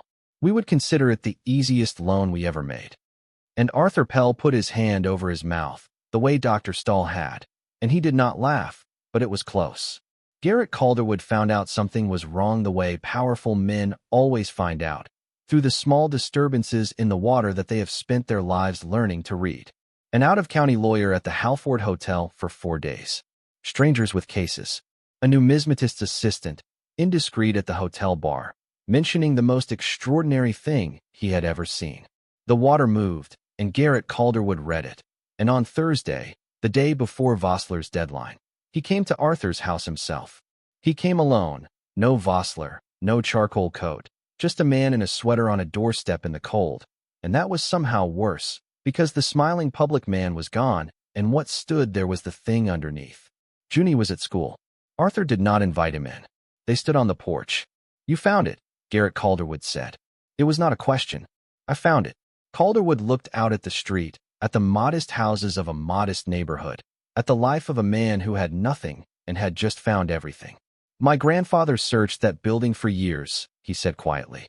"Tore up the floors, drained the pit, never found it.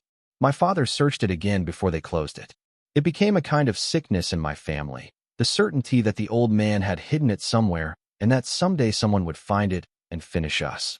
I grew up on that fear. I have spent my entire adult life keeping that building down, blocking the grants, buying the taxes, pushing the demolition, and I told myself it was business, the riverfront, the calendar, and it was never business. It was fear. My grandfather's fear, handed down, that the truth was in the bones of that place, waiting."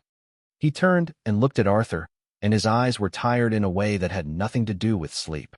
"And here you are, a retired architect with $250 who loved a ruin. The exact thing my family has been afraid of for 90 years. Funny how things come around." He had said those same words on the aisle of the theater, and they had been smooth then, and they were not smooth now. "I'll give you $50 million, he said.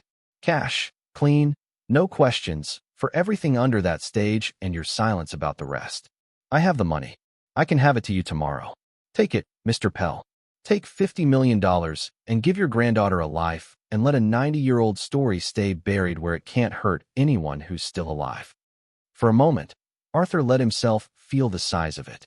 $50 million, offered by a frightened man on a porch, to make the truth go away. And then he thought of Augustus Hale, 61 years old and never sick a day, writing "If I am dead sooner than I should be." Then looked first to Roland Calderwood. And he thought of the painted sky that man had made so that a poor child could feel the heavens belonged to them. And he found that there was no temptation in it at all, none, that the offer had passed through him and left nothing behind. And he understood that this was what Augustus Hale had meant when he wrote "You have earned it," that the earning was not the finding. The earning was this, the standing on the porch and saying no. "Your grandfather," Arthur said, "robbed a man who gave a town a palace, forged his name, took everything he built, and very probably killed him to do it. And then your family spent 90 years living on it, and calling itself the saviors of the very building you were strangling. Augustus Hale wrote it all down because he knew what you'd do, and he hid the proof where he prayed an honest person would find it, and an honest person did. I'm not going to take $50 million to put it back in the dark. I'm going to do exactly what he asked me to do." He stepped back toward his own front door. "You should call your lawyer, Mr. Calderwood. Not Vossler. A real one. You're going to need it." Garrett Calderwood looked at him for a long moment, and the tiredness in his face hardened into something else.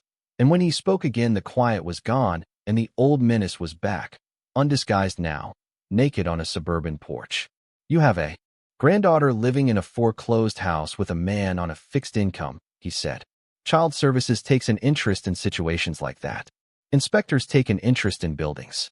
The carrying costs of being right can ruin a man faster than being wrong, Mr. Pell. I told you that the first day. You should have listened. And he walked back to his car, and he drove away, and Arthur went inside and called Nadia Haddad and told her every word of it.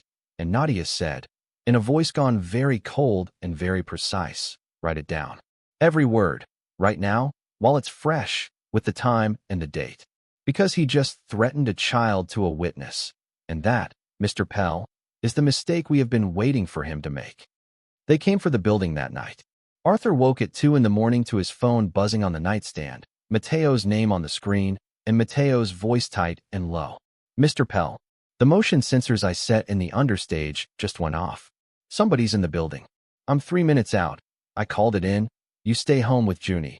Do you hear me? You stay home.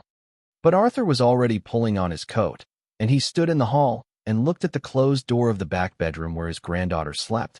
And he made the only choice a grandfather could make, which was to stay. And he stood in his own dark hallway with his heart hammering and his coat on and his keys in his hand, and did not go. And it was the hardest thing he had done since he sat by a hospital bed with the window open, because she had wanted to hear the world. What happened at the Avalon that night, he pieced together afterward from Mateo and from the police. 2 men had come in through the stage door with bolt cutters and a gas can, and they had not been there to search. They had been there to burn, because a building that burns the night before it is demolished raises no questions, and a fire in a derelict theater is the most ordinary tragedy in the world, and whatever was in the basement would have been beyond anyone's reach by morning, melted or buried or both. But Mateo Ferris had grown up around that building because his grandfather had loved it, and Mateo had wired the understage with cameras and sensors the very first night, because Mateo had understood, before any of them, what kind of man they were up against, and the cameras caught the 2 men and the gas can and the bolt cutters in clear infrared, their faces plain, and the police, called by Mateo and met at the building by Mateo, arrived before the first match was struck. The 2 men were arrested in the alley. They were not local. They had been paid in cash by a man they knew only as a voice on a phone, and they would, in time, in exchange for consideration, do their best to describe that voice. The detective who took the case was a woman named Ruiz, from the county, sharp and careful, and she sat at Arthur's kitchen table the next morning while Junie was at school and listened to all of it. The $250, the strong room, the gold, the deed of gift, the ledgers with Calderwood written on the spine, the $50 million offered on the porch, the threat against a child, the men with the gas can. She did not interrupt. She wrote it all down. And at the end she looked at Arthur and said, Mr. Pell, I'm going to be honest with you, because I think you've earned honesty. Garrett Calderwood is the most powerful man in this county, and I have watched investigations into the Calderwoods evaporate before. But arson, attempted, with a child's safety threatened to a witness 12 hours prior, and 90 years of documented fraud sitting in a vault that 2 men with a gas can were sent to destroy. That's not a thing that evaporates. That's a thing that goes to the state, over the heads of everyone in this county who owes the Calderwoods a favor.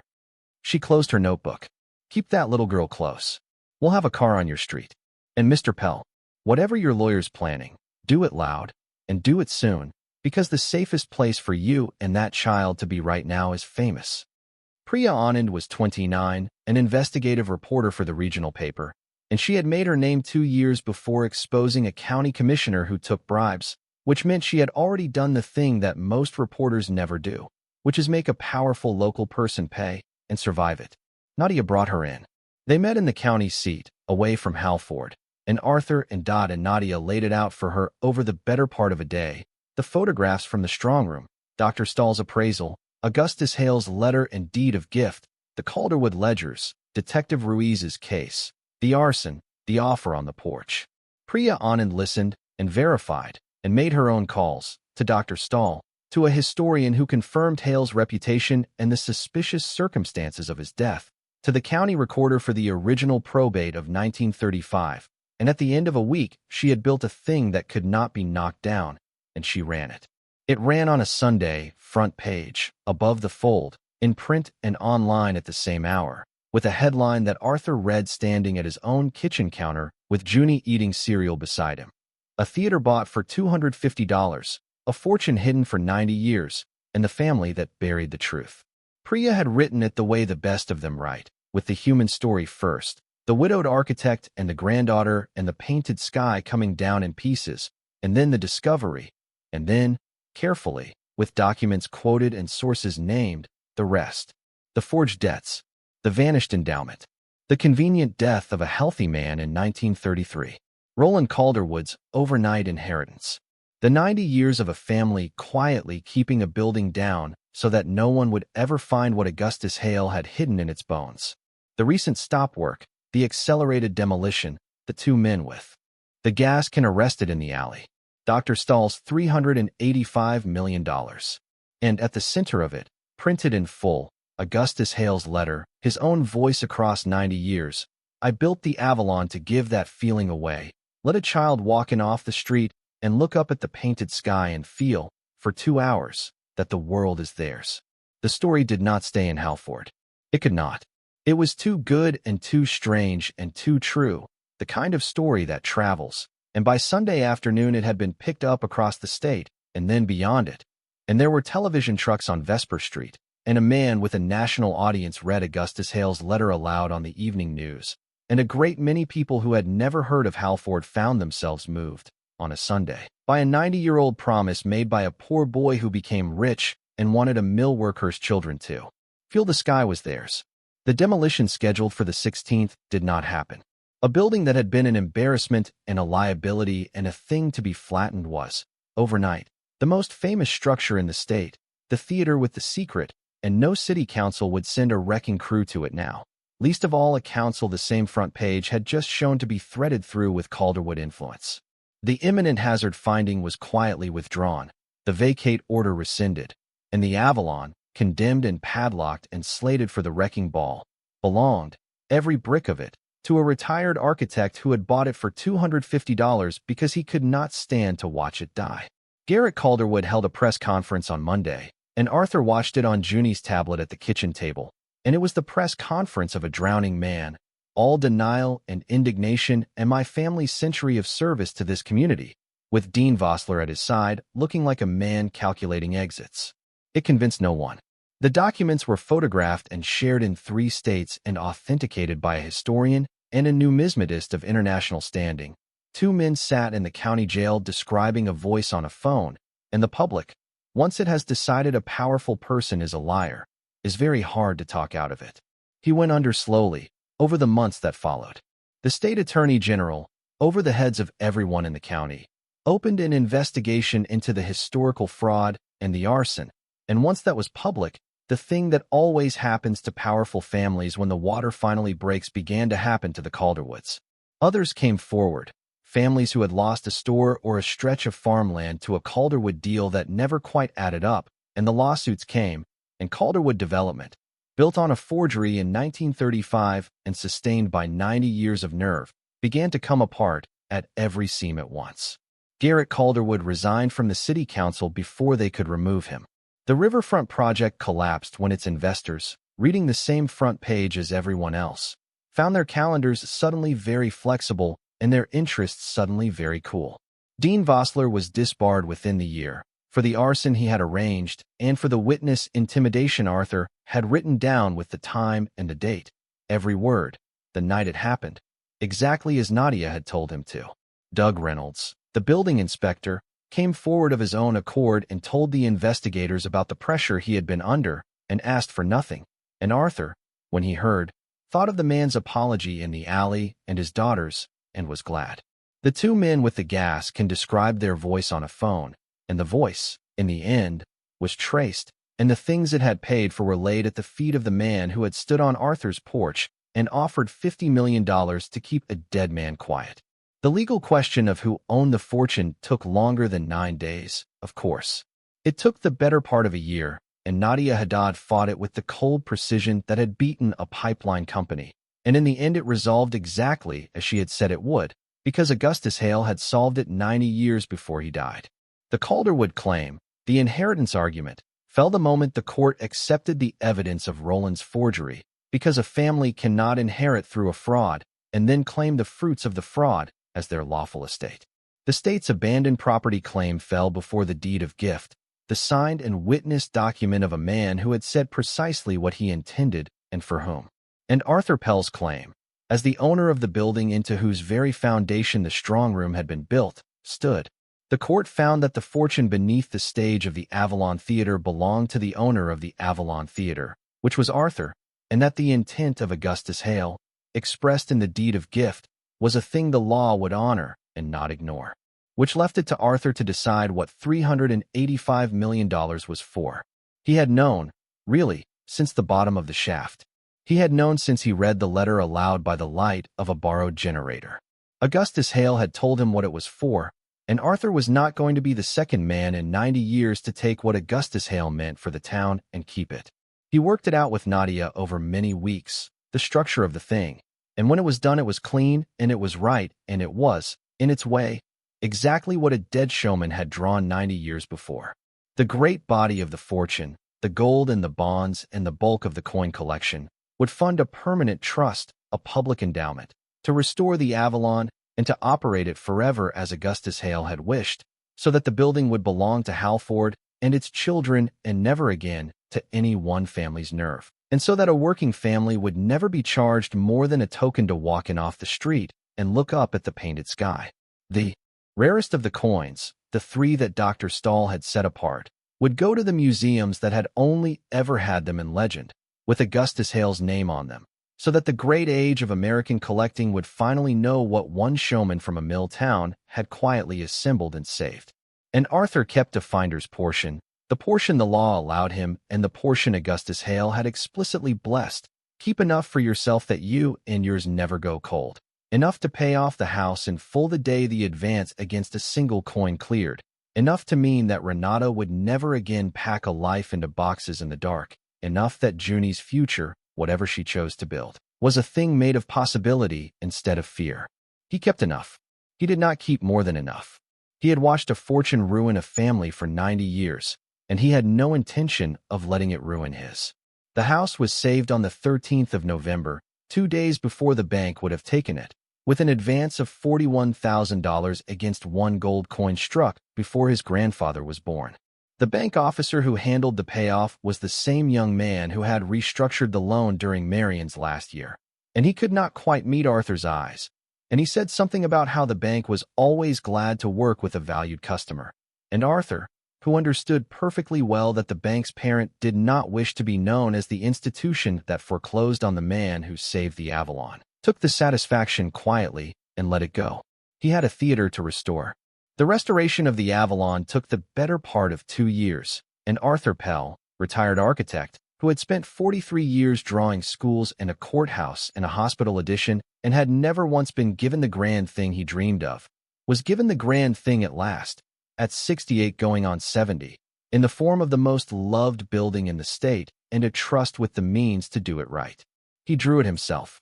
He worked with the conservators and the engineers and the craftsmen, and he hired Matteo Ferris and Matteo's crew for the structural work, and he hired, as the head of the woodwork and the historic carpentry, a consultant of unmatched and irreplaceable knowledge, an 81-year-old man named Walter Ferris who had run that building for 27 years and had poured a slab over its secret with his own hands, and now got to spend the last good years of his life putting the building back, which was, Walt told Arthur once, the thing he had been angry about not getting to do for 38 years, and which he now did with a joy he did not bother to hide. Dot Pryce wrote the history, the true one, the one the front page had finally made it safe to tell, and it hangs now in the restored lobby, the story of Augustus Hale, beside the marble staircase he built, where everyone who comes can read it. And the dome. The dome was the last thing, and Arthur saved it for last on purpose. The conservators brought the painted night sky back over the course of a year, the deep blue restored, the water stains healed, the fallen plaster recast from the original molds, and the gold stars, the real constellations in their real places, Orion's belt and the bowl of the Dipper and Cassiopeia on her throne, brought back leaf by leaf to the way they had looked in 1928, when a poor boy made good had stood beneath them and given the feeling away.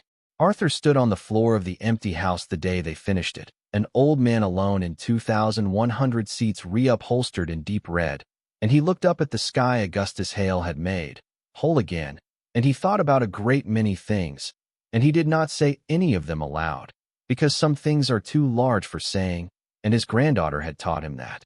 They reopened the Avalon on a Saturday in the autumn, 2 years and some months after a man had paid $250 for it in a fluorescent-lit office, and the whole town came, and a good part of the state besides. The marquee burned again over Vesper Street, every letter lit. The marble staircase shone, and the seats filled, 2,000 and more of them, with the mill workers' grandchildren and the school teachers and the families who had been told their whole lives that the grand things were not for them, and they walked in off the street, every one of them, for the price of a token, exactly as Augustus Hale had promised 90-some years before, and they looked up at the painted sky, and Arthur, standing at the back of the house, watched their faces tilt upward in the dark, watched them see it, watched the feeling get given away again at last, and he understood that this, all of it, the $250 and the slab and the gold and the fight and the fear, had only ever been in service of this single moment, repeated now and forever, a person walking in off the street and being told, by a room, that the sky was theirs. Renata was there, her contract long finished, moved back to the county now, close again. The distance between them healed the way distances heal when people decide they will not waste any more of the time they have. She sat in the third row with her father.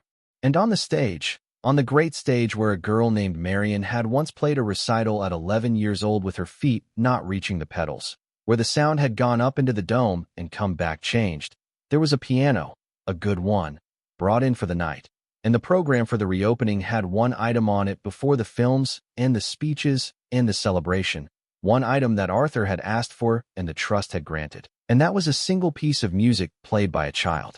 Junie Pell, 11 years old now, who had been taught by no one in particular and by everyone, who had her grandmother's straight dark hair and her grandmother's sharp bright eyes, walked out onto the stage of the Avalon in front of 2,000 people, and she was not afraid, because her grandfather had taught her that being trusted with something real was a gift and not a burden, and she sat down at the piano, and her feet reached the pedals, and she played. It was not a hard piece. She was 11. But the sound went up into the painted sky and came back down changed, larger, the way that room had been making sound larger for nearly 100 years, and Arthur Pell sat in the third row beside his daughter in the theater he had saved, beneath the sky a dead man had made and a granddaughter's drawing had found, and he listened to his granddaughter play on the stage his wife had played on, and the grief he had carried for so long did not leave him, because that kind of grief does not leave. But it shifted, it made room, it sat down beside the joy and let the joy have the chair, and for the length of one short piece of music played by a child, Arthur Pell was as rich as any man who ever lived, and it had nothing at all to do with the gold. In the lobby of the Avalon, in a small frame on the wall beside Dot Pryce's History, where the children stop to look on their way in, there is a drawing. It is a child's drawing, done in colored pencil, of a great domed theater scene in cutaway, the way you draw a thing when you understand that a building has an inside the outside does not show you. It shows the seats and the stage and the falling plaster of a wounded ceiling, and beneath the stage, in the foundations, it shows a small dark room, carefully drawn, filled with little boxes and circles, and above the room, in the round, careful letters of a 9-year-old who knew a thing the grown-ups had walked past for 90 years, a single word. The frame has a small brass plate beneath it. The plate gives the artist's name and her age at the time, and the date, and one line more, which Arthur wrote himself, and which reads, "She saw it before anyone knew it was there."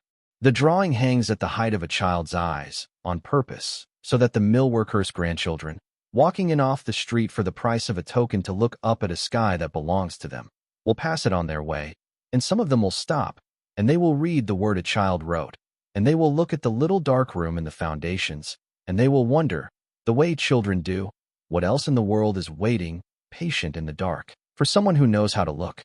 The seasons turned, and the Avalon learned how to be a theater again, which is a thing a building has to relearn the way a body relearns to walk after a long illness, slowly, and then all at once.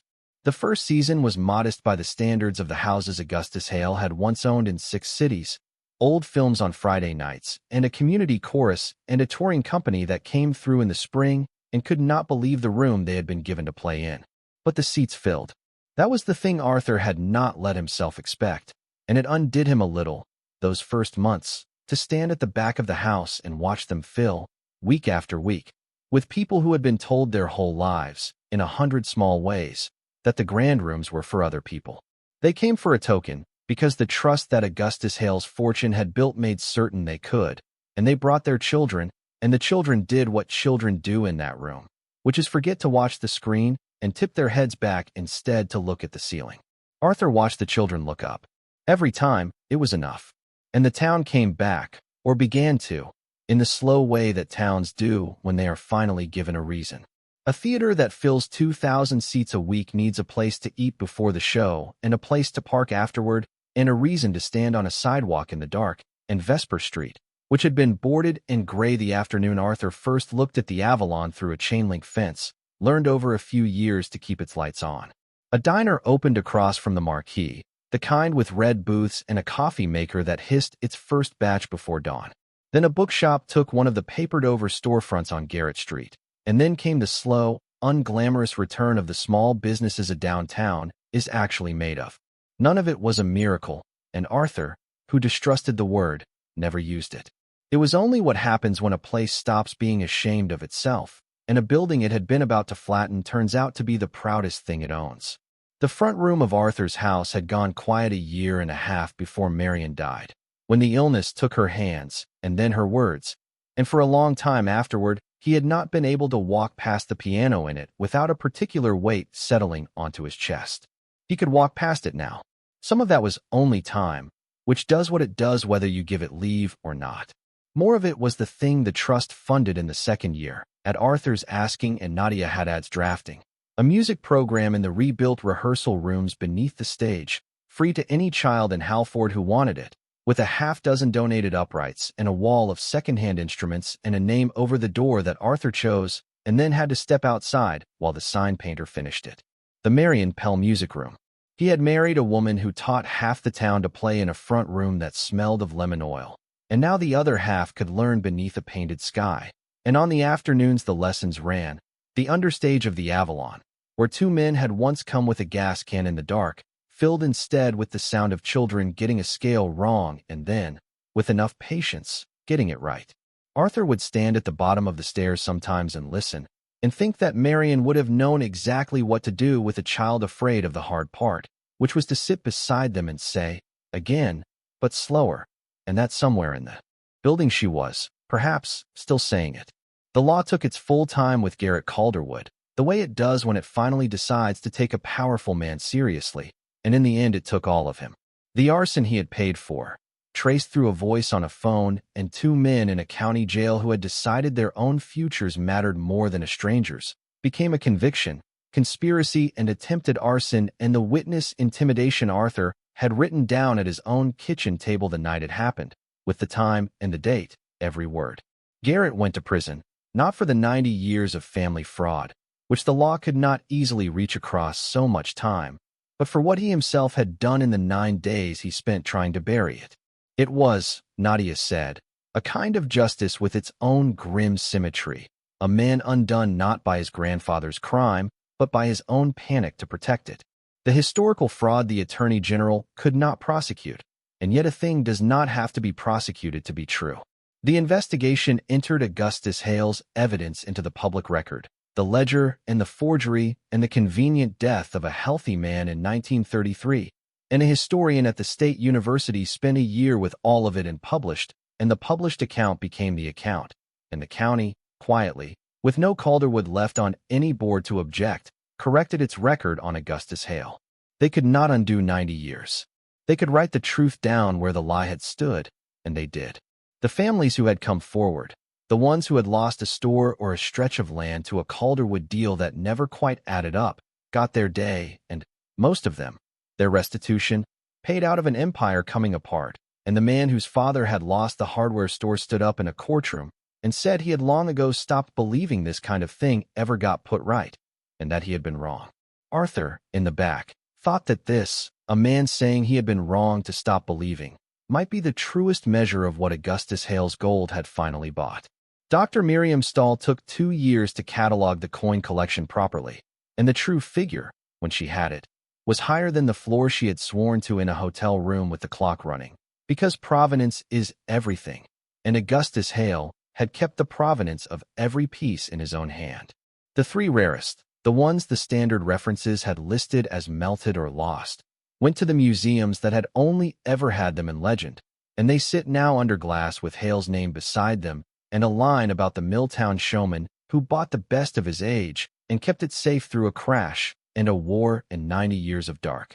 The numismatic world, which had never heard of Augustus Hale, learned his name in a single season and learned it the right way, as the name of a man who loved a beautiful thing and saved it.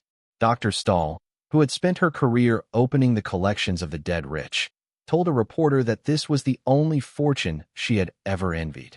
The gold had nothing to do with it, she said. What she envied was the reason a man had gone to so much trouble to hide it. Walt Ferris finished the woodwork in the autumn of the second year. He had done the historic carpentry himself, the parts that mattered, the proscenium trim and the box fronts and the great doors, 83 years old by then and slower than he had been. But his hands knew the work the way they had always known it, and he kept Matteo beside him to learn the old joints, which mattered to Walt more than he ever said, because a craft only survives in the hands it is handed to. He sat in the finished house the day they hung the last of it. Third row, with the dog, who was somehow still alive and even grayer, lying across his feet, and he looked up at the room he had run for 27 years and let rot in his memory for 38 and now had helped bring back, and he did not say anything, the way the men of his kind do not say anything, and Arthur sat beside him and did not make him. Walt passed the following spring, in his sleep, in the small clean house at the end of Quarry Road, with the work done and the building open and his grandson carrying the craft forward, which is as good a way as a man like that can hope to go. They dedicated a seat to him, third row, with a small brass plate, and Matteo runs the historic carpentry for the trust now and teaches it, and the rocking chair Walt never finished sits in the Marian Pell music room, where the children wait their turns, and there is always someone rocking in it. Dot Pryce, who had defended Augustus Hale in a back room for 20 years before anyone would listen, wrote the history, and it is the official one now, and they made her, over her loud objections and her badly hidden delight, the honorary chair of the trust, which means she sits in the lobby on opening nights in a good coat and tells anyone who will hold still the whole story, beginning to end, exactly as she told it to Arthur over coffee that had been running since dawn. Renata finished her contract and did not take another far away. She moved back to the county, close enough that Sunday dinners became a thing again, and the distance that had opened between her and her father in the worst of Marian's illness closed the way those distances close, not in a single conversation, but in 100 ordinary ones, a kitchen, a school pickup, an argument about something small that was really about something large, and then was over. Junie grew. She was 13, and then she was 15, and the straight dark hair and the sharp bright eyes were her grandmother's still, and she had kept both of the things her family had given her, the drawing and the music, and she refused, in the way of a strong-minded girl, to choose between them. She drew buildings in section, the way she always had, the inside the outside will not show you, and she played, well now, better than well, and she had begun to talk, with the careless certainty of a teenager who does not yet know how hard the world can make a thing, about becoming the kind of architect who builds rooms for music. It was, Arthur thought, the most exact inheritance a child could be given, a granddaughter assembled out of the two people he had loved most, setting out, on purpose, to build the place where the two of them meet. The others who had fought it beside him did not drift away the way people do when a thing is finally over. Nadia Haddad left the county seat and opened a small office in Halford, 2 rooms above the new bookshop on Garrett Street, and she handles the trust's affairs now and a good deal else, and she will tell you she came for the work and stayed for the town, and she is lying about the first half. Priya Anand wrote a long piece the year of the reopening that she did not write like a reporter at all. They come back for opening nights, Priya and Nadia and Detective Ruiz, who is not the kind of woman to admit she has a soft spot for a building and comes anyway, and Doug Reynolds, who had asked for nothing and got, in the end, his name kept clean and 2 seats saved for his daughters. As for Arthur Pell, he had bought a building for $250 because he could not stand to watch it die, and somewhere in the saving of it he had stopped, without noticing the hour it happened, watching himself die. He kept the house. Marian's piano stayed in the front room, tuned now, played when Junie came, and he could sit in that room in the evenings again, which he had not been able to do for a long time. He took no salary from the trust, but they could not stop him from working, and so he became, at last, the thing he had wanted to be at 25 and had given up on by 50, the architect of a building worth loving, on call for the Avalon for as long as he had the eyes for it, which at 70 turned out to be longer than he had any right to expect. He had drawn 17 schools and a courthouse and a hospital addition, and he had believed, for most of his life, that the grand thing had passed him by. It had not passed him by. It had only been waiting, the way the strong room under the stage had been waiting, 90 years patient, for the right hands to come. There is a thing he does, most evenings, that no one asked of him and that he has told no one means anything at all. A little before the doors open, while the lobby is still empty and the staff are counting the till and the first families are gathering on the sidewalk on Vesper Street in the early dark, Arthur goes to the old switch that throws the marquee, the original one, the one Walt rewired with his own hands, and he lays his palm flat against it for a moment before he pulls it, the way you put your hand on a thing to be sure it is real. Then he throws it, and the marquee comes up over the street, every letter lit, the way it came up the night Augustus Hale first opened his doors, and the way it will keep coming up after Arthur is gone, when Junie, or someone Junie taught, is the one throwing the switch. The light falls on the upturned faces of the children waiting to come in out of the cold, and Arthur stands in the lit doorway of the theater he bought for the price of one quiet afternoon, an old man who came back to life inside a building, and he watches them look up at the marquee the way they will, a few minutes from now, look up at the painted sky. He thinks the same thing every time. It is the only real prayer he has ever had, and it was never for himself. Let them feel it belongs to them. Then he holds the door, and he lets them in. Stories like this remind us that starting over is terrifying, but it is always possible. If you or someone you love is facing a total reset right now, whether from a divorce, a loss, or a financial disaster, you need a plan. Scan the QR code on your screen or click the link below to get the Phoenix Blueprint for just $17. It gives you the exact steps you need to take in the first 48 hours and a 90-day plan to get your independence back. Thank you for watching.